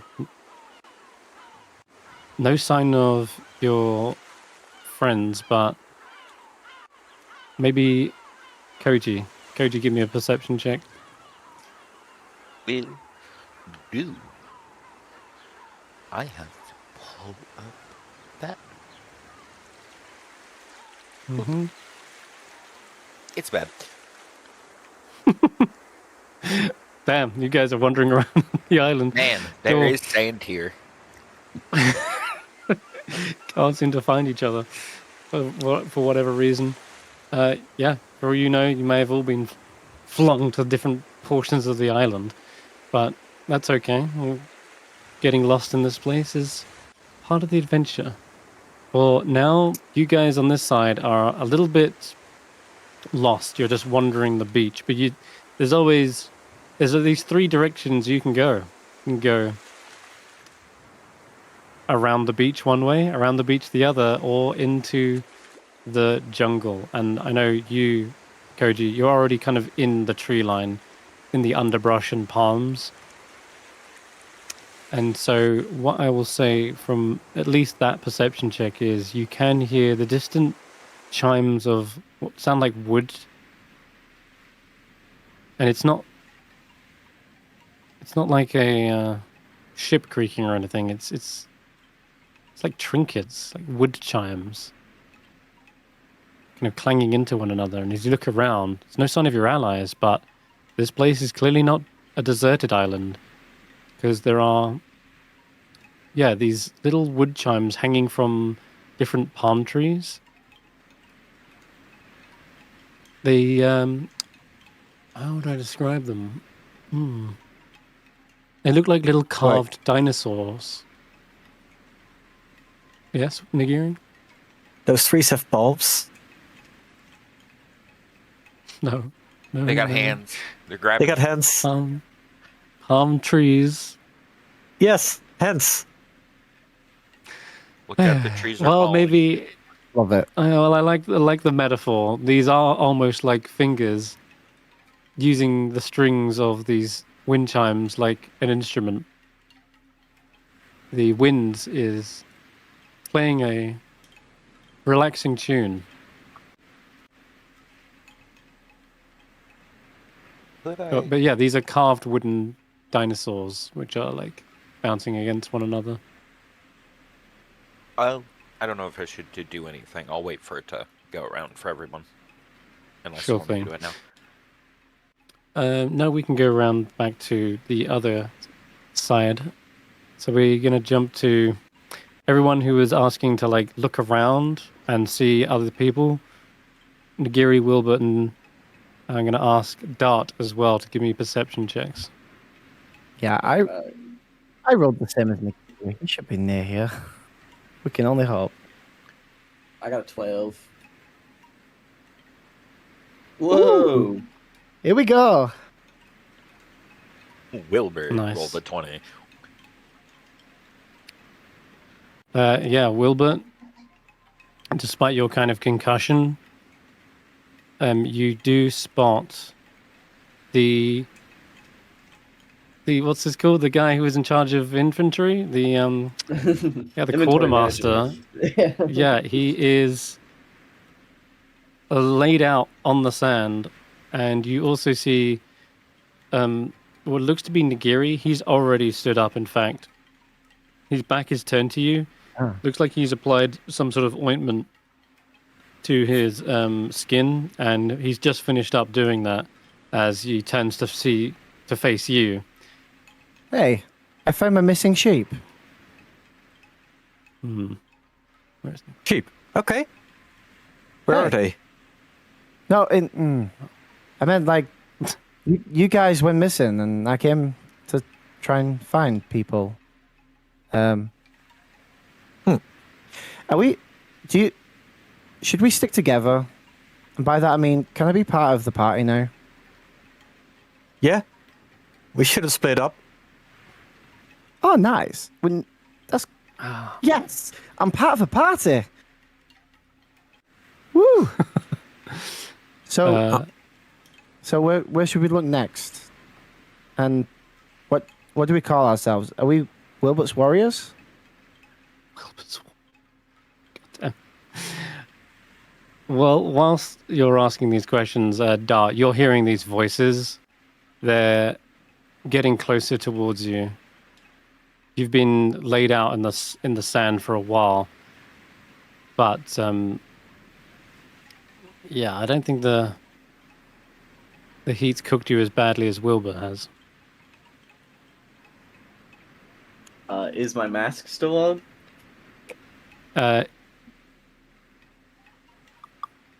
Yes, All right, cool. but your bandana has slipped away and is soaked. Hmm. Do I see with that perception check? Well, I'm face down in the sand, so Oh yeah. Okay. Mm-hmm. Yeah, he's so face realizing that my bandana isn't on, like any covertly concealed rogue, I will get my spare out of my pocket and put it. And before they get close enough to see me, I'll put on a new bandana. down. Mm-hmm. You Unlike okay though? Wilbert, Nagiri, you're keenly aware this guy was on the enemy's ship, on the Black Spectre. And you see he still has a pouch of bolts attached to them. And no doubt he's probably got some daggers stowed away in there as he pulls out a new bandana. He's, probably got all things up his sleeves. I But, knew he was on the ship. I Have found him. I met Dart before?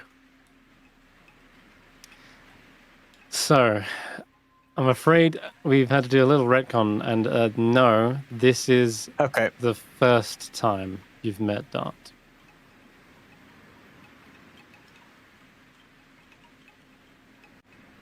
But you know he was clearly more than anyone, you know he is a stowaway aboard the enemy ship that attacked the pirates, now jumped onto your ship and is here with you guys.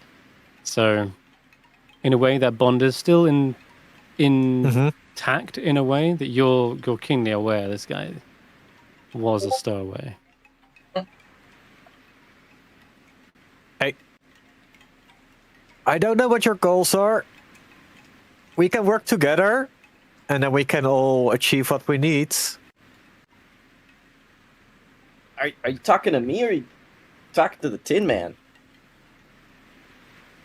Well, I'm already working with the Tin Man.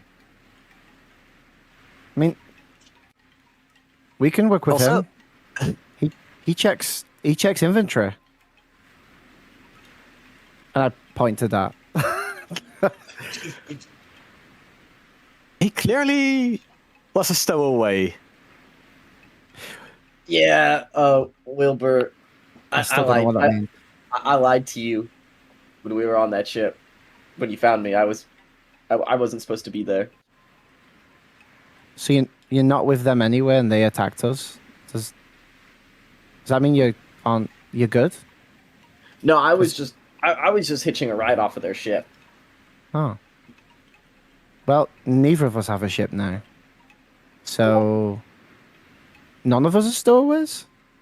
I'm still trying to figure out what a stowaway is.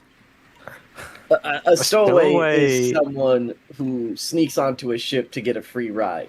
They're not supposed to be there. Oh. Huh. Oh well. You want to be a Wilbert warrior? I don't believe I have much of a choice. But you can go somewhere else on your own. Dart's gonna look towards the jungle and then look back to Nagiri. I don't suppose I have much of a choice. I mean, we were all going to the jungle anyway. Isn't that what we said on the ship?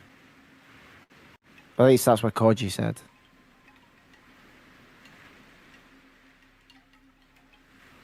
I don't mind. Flashback to Yes. Koji giving detailed instructions. We are going to a jungle, but I don't think it's this one. Unless we've been floating on the sea for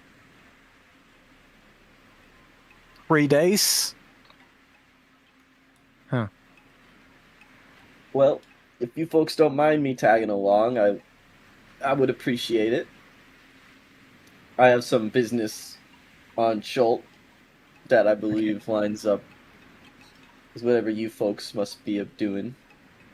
Oh. Chill sounds fun. Do you have another bandana? Yeah, but it's soaked. Can I can wring it out, but like, Can do you have a I bandana? Nagiri has a try a bandana. bandana? Can I have a bandana? It seems like something maybe we should have as a group. Carvek has a red bandana. In fact, you want to Carvek? roll a d6 for them. Yeah, see where they end up. I hope they're okay after getting nuclear waste basically poured on them. He's with Nuclear us. waste. No, yeah, no, you guys are even party. I'm sorry, Sen, but You if rolled odd. it comes to it, you might have to draw Willbert with a bandana. That's so hilarious. That basically the non-humanoid party are in one group. Yeah. And the humanoid party, you're right. I spotted that too. No, That is the weird, ocean isn't it? segregated us. The dice is. Guys, we have to kill the ocean. It's racist. Or Umberly specifically is racist. Hmm. In all Well, seriousness, it's a miracle that you're all alive. In all seriousness, though, can I have that bandana or borrow it? Chris? I need it. Sorry, Oh. Willbert. Maybe we can find you one. I know. Like it should be like part of our group. As I said, like everybody has bandanas. I mean, Agar had a bandana. Okay. Right then, there is a scream from like nearby, like a rock formation, probably like where Dart is there, right? In the art. And you just hear oh god, it's blood curdling, actually, in fact. Willbert takes As, off. Someone in need. I'll follow behind him. Okay, alright. Oh my goodness. It's you come around the rock formation to see the elven woman with a snake like wrapped up around them. It is a giant constrictor snake with a kind of lime green looking pattern on their skin, and yeah, they are coiled up around Raven, who is get it off, it's gonna eat me. Have I seen this snake before? Yes, it was previously there you are, around Noodle. Okay. Noodle. It was previously around Nagiri's neck, and now it's holding on for dear life around Raven's. Okay. I And, won't be attacking then. Okay, good. Yes, quickly, Nagiri is there to settle the controversy. What do you do, Nagiri? How do you get this off of them? I'll aid. Help. I would assume that at the sound of my voice and the hearing of their name, they just drop off Raven and they sliver over to me. Right, yeah. I'll say oh my god. I'll say there's a look of sudden like surprise and shock as like Raven seems to be screaming, and then they realize, oh yeah, they're not exactly always, what's the word, welcomed by everyone. They're not always friends with everyone they meet. Yeah, so I just found this is the face they pull. They're like, what? Why? I'm friend. Look at this little If guy. not friends, my friend shaped. Yeah. As soon as they see you, though, they begin to slither over. Raven's like, "Go, get it off!" It was slimy and wet from the sea. The hell? You wait. This is your snake? Oh goodness. If you came out of your cabin, you would have known, Noodle. I was head in a bucket for most of that journey. I don't know what the hell was aboard the ship.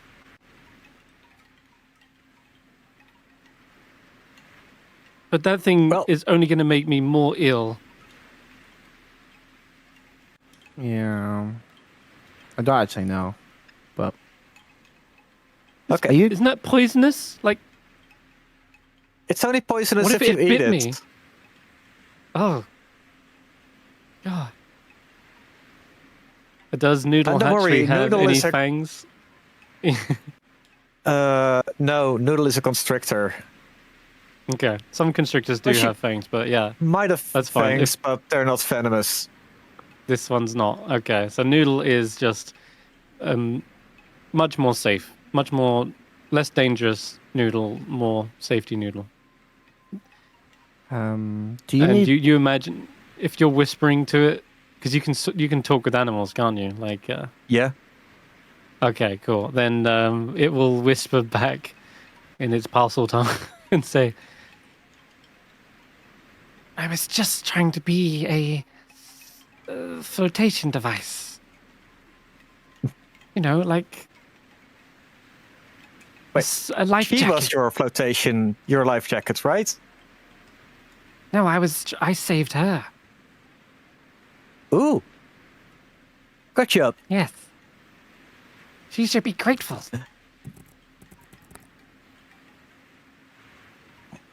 So, Raven, is it? Raven, yes. Can you handle yourself? Can you fight?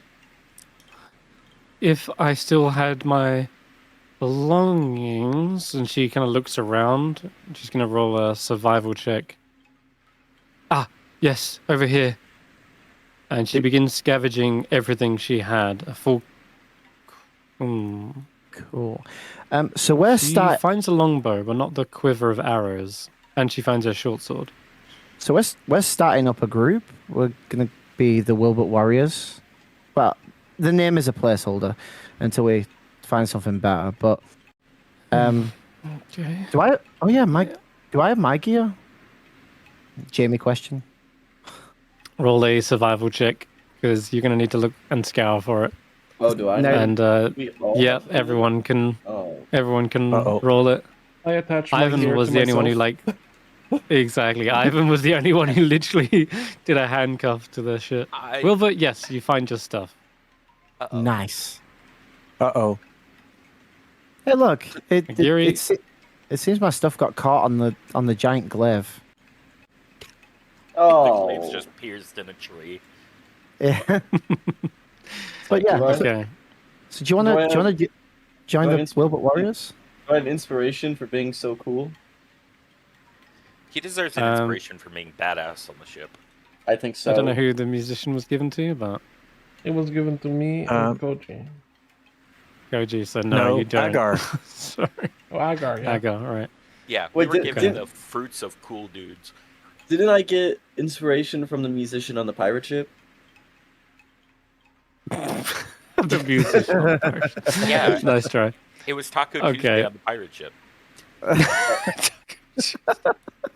So if I rolled an 8, what do I have and what do I not have? If we're still playing on Tuesday, I would have said yes. You could have had Taco Tuesday, but I'm afraid it was Friday, and they don't do It was shit on Taco Friday. Friday, yeah. Yeah. What It about was for French Fry Thomas Friday? French Fry Fish Friday. Friday. Yeah, you're right. I'm sorry. Taco Tuesday, is that when you have your familiar help you? Anyway, yes. Do you want to join us, Raven? Yes, You want yes, of a warrior? course. Strength in numbers and all that. Plus, I don't know where we are, and well, We are at the jungle. A yeah, jungle, I would not the jungle, apparently. right. So we're gonna wait for rescue, or should we build a raft? Oh, how about an SOS? So that any she looks up. Seagulls can spot us. I guess we're left with exploring the island then. And Yeah, unfortunately, I'm going to say, only Wilbert's found their stuff on their side of the island. The rest of you, the only thing you really have is what was like tied around your neck, which is like your fanged necklace, Nagiri, your spellcasting focus. Other than Thank that, God. you don't have weapons, and you just have bolts, and Can that's it, I'm afraid. Oh man. I'm going to jump to the others. Can any of you wield a weapon? Like some weapons? I got some sickles. You have sickle. Oh, I'm a you have farmer. sickles? Of course, I have a Those are sickle. for those are for like wheat. That's not a weapon, is it? If they're sharp enough. Anything's a weapon if it's sharp enough. Okay, I hope they haven't rusted from the, ocean. It's also got but the glaive. And the the glaive. glaive, yeah. If I don't, So you I could don't hand think- out some weapons. That's I at don't least think something. them two can use glaives. Can you? No. Marshall. No, yeah, you would have to wield that and lend a longsword, maybe. I don't know. It's a tough situation. Or a hand axe. I have a hand axe. If you guys want to borrow some stuff, you never know. There might be some creatures. I'll take a sickle. Okay, Cool. Yeah, that's I'll good. hand, Yeah, it's a light hand weapon. axe sickle. Can we trade? Is that something we can do? Request a trade? Yeah, there's a thing at the bottom, I think. Yeah, you can play with that if you like, whilst I jump to the I should be others. fine. Okay. Karvik is going to roll a perception check, because someone's got to pass on this side of the island. Thank God. Right. Our poor toxic Okay. waste-soaked cat. Yes. Believe it or not, it is a sudden bestial roar that draws Ivan, Koji, and Agar's attention all to the same spot. And yeah, thrashing around in what looks like to be a pit of sand is a black-furred monster. It looks like it is Karvik, except they're kind of more hunched over. Their fur seems to be more wild. Fangs seem to be elongated, and they're just clearly in a fit of rage.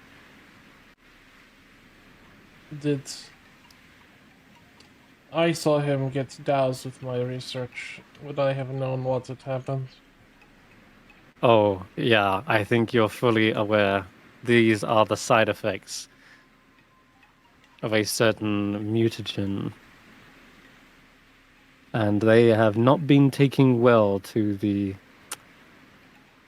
effects.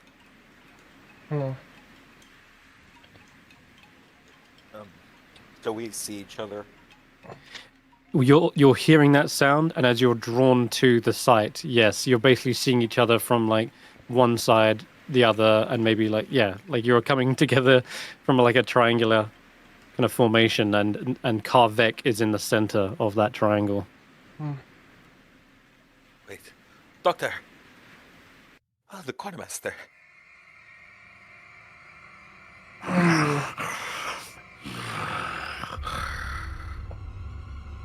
From the farthest distance away. Its side effects, sailor. You shouldn't have been messing around in my equipment. It will not do well unless I can administer some antidote.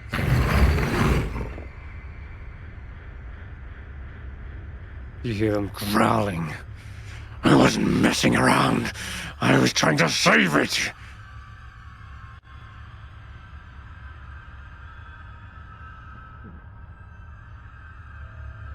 Is there any...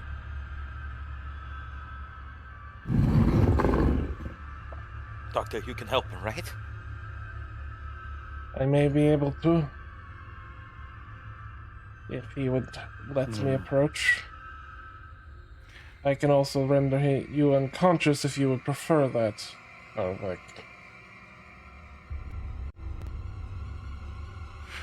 This is your fault. for transporting such hazardous materials. Which I notified you and the crew of doing so.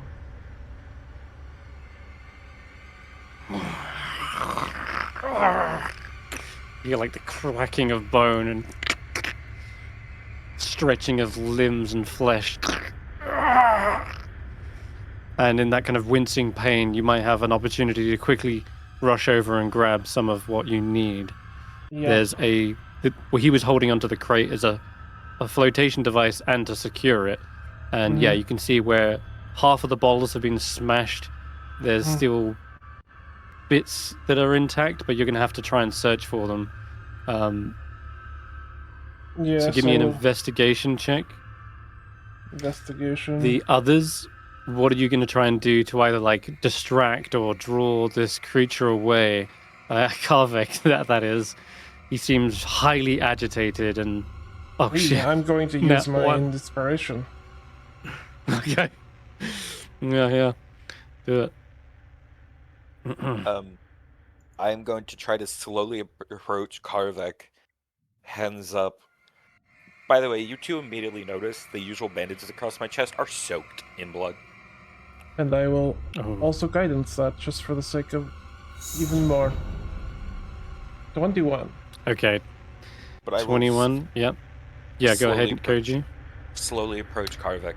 Karvik, just wait. It must hurt, but the doctor can help.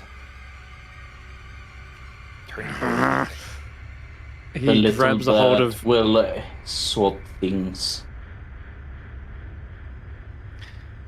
Go ahead and give me a persuasion check, I think, Koji, for trying to calm him down. And then, Agar, what are you going to do?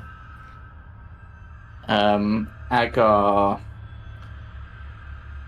will probably look at Karvik and be like, yes. if you do not calm down, we will have to restrain you.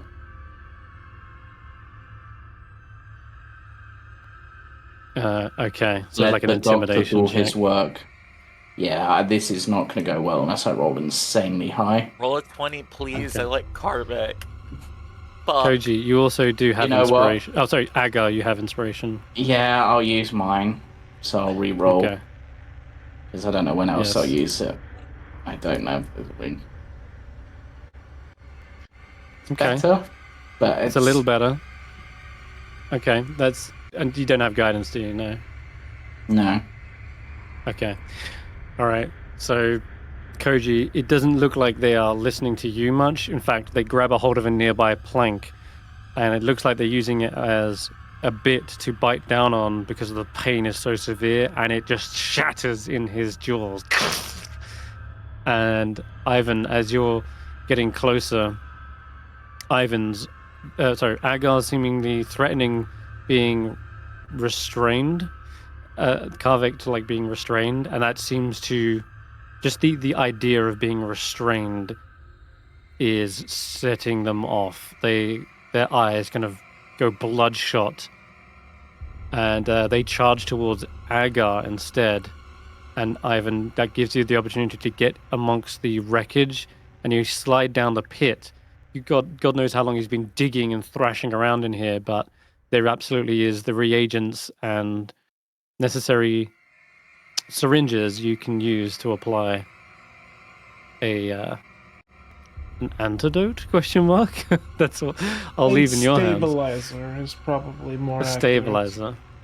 Good. Okay. Yeah. I think you already know, as more than anyone, there might not be a cure at this point. Agar, Karvik then going on all fours rushes towards you and does a pouncing leap. And I need to roll an attack here. Okay. Oh boy. As he charges towards me, I would like to try to cast a spell on him. Yes, of course. Lose the path, right? Yep. Okay. Yep, absolutely. That one. No. Yeah, that's going to ruin his chances of getting anywhere close to you. Yeah. So do you- because he failed by 5 or more, I get to control where he moves, right? That's right. So you can create um, an illusion of the terrain around him. So I'm going to, I guess, create an illusion of the terrain to make him move so he's within movement distance to Ivan, but isn't coming at like me or Koji. That Right, makes sense. you've got to send him on like a wide berth, making him expend like all his movement, and then kind of ending near Ivan, effectively. Yeah. Cool. Yeah, I love that. That's For a moment, what is this that you use? Your spell casting. It's more. Yep. As he rushes towards Agar, Agar just takes a deep breath and exhales like a cloud of spores towards them that just disorientates and bewilders them. Their head is kind of spinning. Their claws like take a feeble swipe at the nearby air as though they're sure that you are right in front of them. Their heavy breathing picks up again as they look left, look right, and then Ivan, you're right up behind them. Yeah, I will. I will just sort of, like, with the calmness of a well-practiced doctor. I've dealt with patients both thrashing and not. I'm going to look for the best place to place a syringe and do so. Okay. Use your spell casting stat effectively, like intelligence plus proficiency, to administer the syringe, because I know you've got effectively a spell that does it, or poison needle. So you can, it's effectively the same thing. Just roll that for me. All right.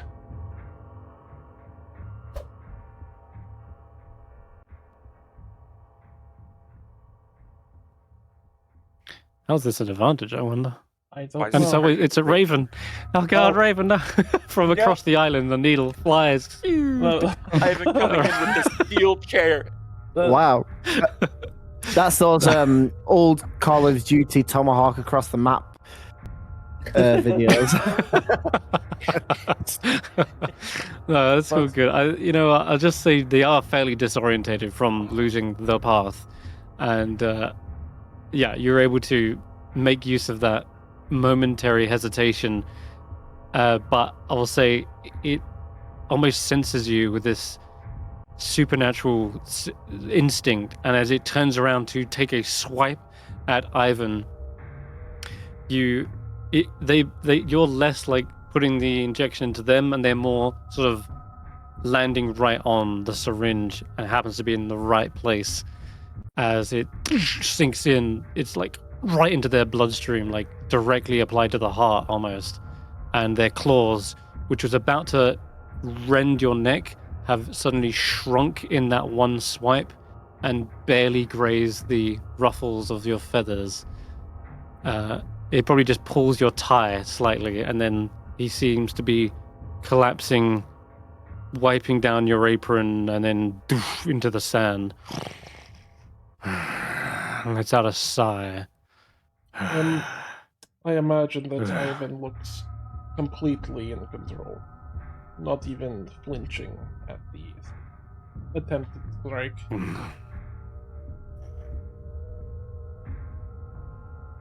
And then There's sit one down. last growl before they seemingly lose consciousness. Yes, I sit down and I begin to look over the wounds to see exactly what reagent they had Is he, been afflicted by. You can give me a medicine check with advantage. Oh, right, not with advantage, with intelligence in this case, because I'm going to say you understand your reagents. You know this. It's going to be something bad. And you've already got the labels on some of the bottles.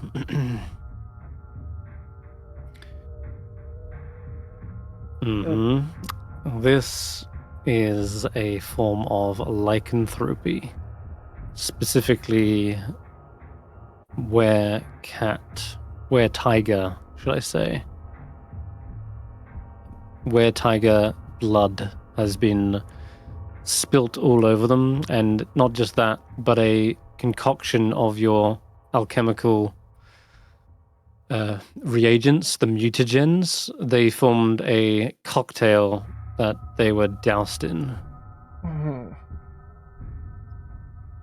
You see, as Ivan adjusts his glasses, he says calmly, "This won't be curable, not in the current state of things."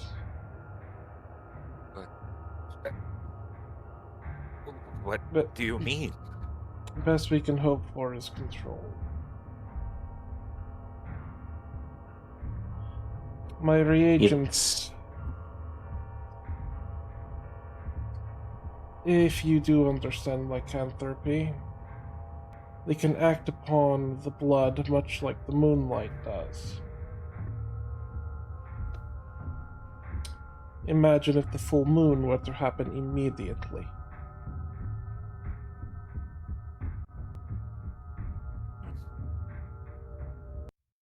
Mhm. So, Metaphorically speaking.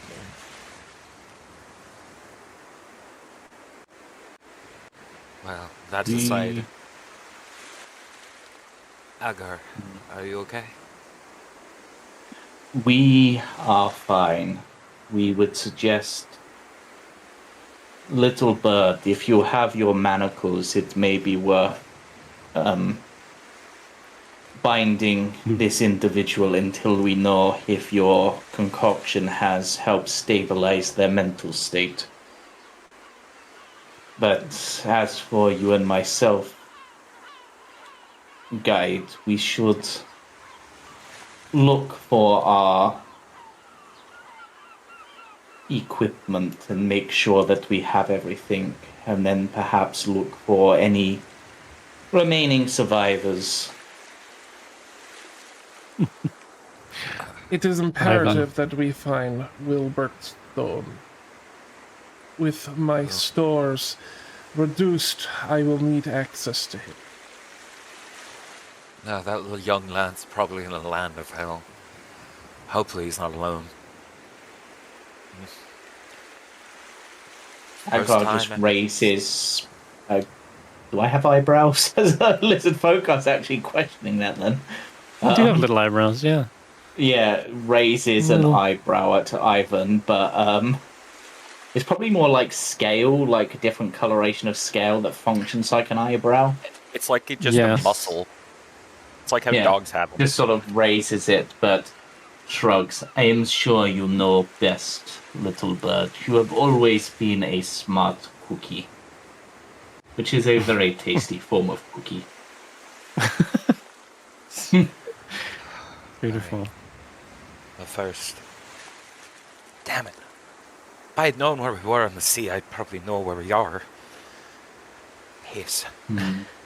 I would like to pull out navigation gear that's kept in the pouch around me with my maps. Mm-hmm. Yep. That's practically bound to me. I keep that tight. I would like to pull out compass and other such to try to gain orientation and try to find out where we Figure are. out where the hell you... Yeah, okay. Or at least what area we might have ended up. Roll your navigation tools with wisdom. And you should have proficiency. In fact, yeah, it should just be your wisdom +2, effectively. If that's survival, then you can use that. I want to... What is survival for me? Survival, you should be proficient in, right? Yes. Okay, it's the same thing. It's +3 total. Yeah. Cool. Yeah, you're using that. Right. You're thinking to yourself. You were told that you're going to have to be... What's the word? Redirected. And that means you could have gone completely off course, like several days off course, to get around that storm, and it still ended up taking you. But pirates is one thing. The only thing you're coming to, like, you're guessing, like, maybe Lantan, is an island, or there's the Mother of Mists, one or of even those its smaller islands, the Sun Sisters, the Sun Daughters. Yeah, those maybe, but you're really shooting in the dark. You couldn't have been the Dawn Warrior. You would have gone past Cholt and Port Nyanzara. Past the Bay of yeah, Cholt for miles. that. So you're really kind of guessing. Lantern maybe, but anyone's guess really with that 11. I'm afraid. I have an idea of where we might be. Or 10. But it's an area of islands. The only way to narrow it down would be to see how big the island is. If we walk along the coast and we eventually hit city, we're in land 10. But if this island isn't that big, we might be on one of the daughters. It is unfortunate we do not know where exactly we are, but if we recall correctly, perhaps at nightfall you will be able to navigate via stars to get a better idea of where we are. Yes, that'll be a good idea. But for now, let's see if we... do you want us to roll survival to... Yes. Let's do it. See if we... Go ahead. Yeah. Yeah. Mm-hmm. Maybe Okay. this roll would be better. Nope. Agar, right. That's a 15 at the very least, so you're going to find some of your stuff. Treat it like your 15 is like half, 20 is like all of it. Now, let me look at your sheet real quick. So your spellcasting focus, makes sense that you found that because you just did one, so you've still got that Yep. at the very least. Your leather armor is already equipped, so you've got that. No, my leather armor isn't. I've got leather it's armor, not? but I have natural armor, so that's better. Then, okay, well then that's lost. You have your shield. Most definitely that's something you were holding on to when you went overboard. Yeah. But your pack, your like backpack, gone. Rope, gone. Head of your Akla, that's somewhere that you're not sure. But you've got your lamp, you've got your quarterstaff, your sickle. You had 5 oil. Jesus. I get a lot of oil for some reason from the various things. Mm-hmm. Do I have my cook's utensils? That is a no, unfortunately. But you do have your herbalisms kit. Okay. I'm gonna say. I'm just gonna mark these on my sheet. So yeah, you can favorite them. Yeah. So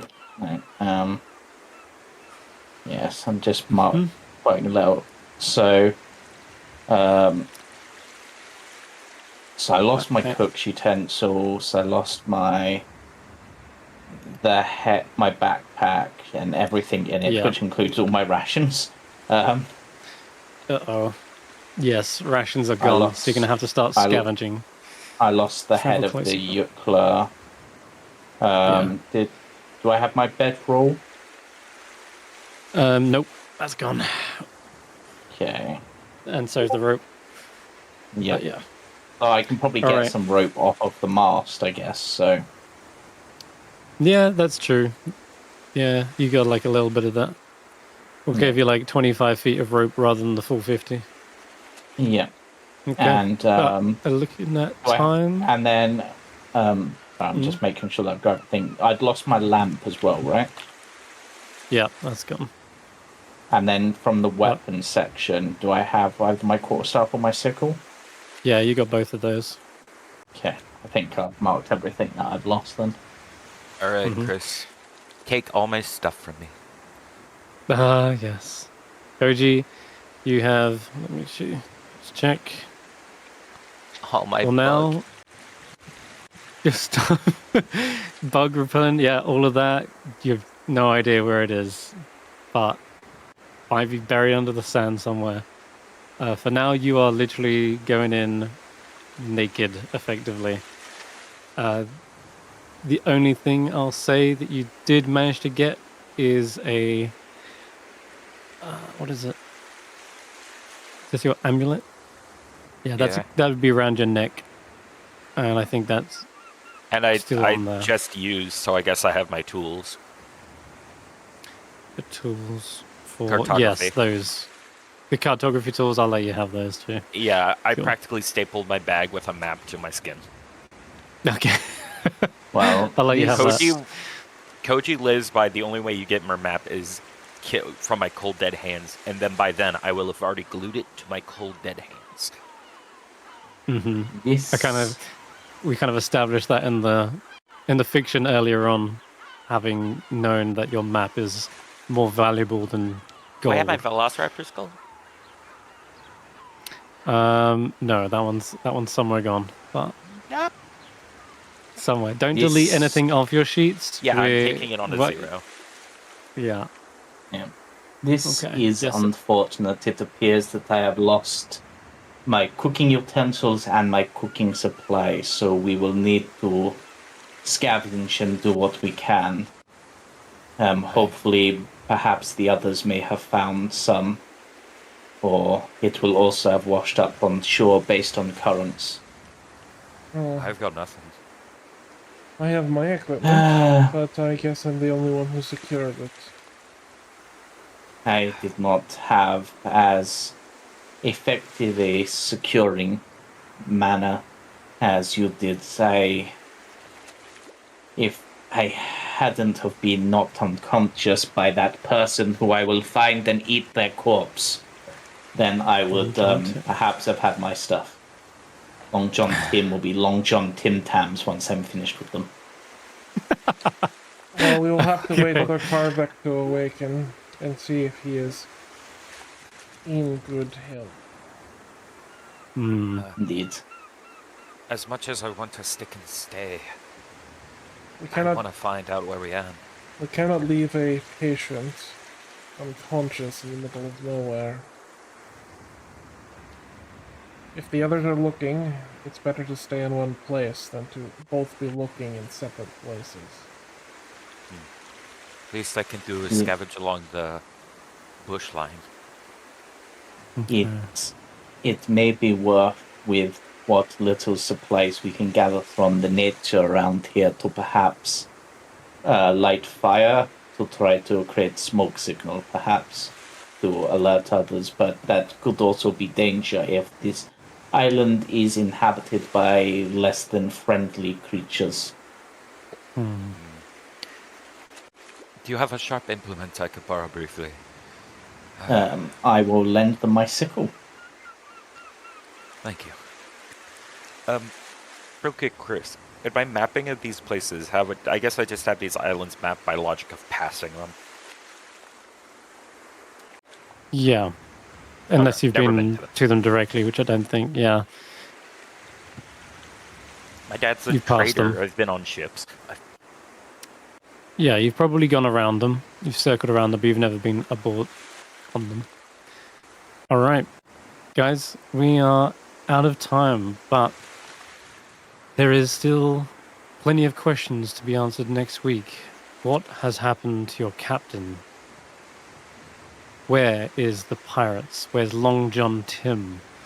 Seems to have become more of a villain than the captain of their ship themselves, Gold Tusk. But there's also the question of where the hell are you, and where is your stuff? Where are you in conjunction to one another? Can the party reunite on this island and make it off? And who do these strange trinkets, like these little wooden chimes, belong to? Natives? Cannibals?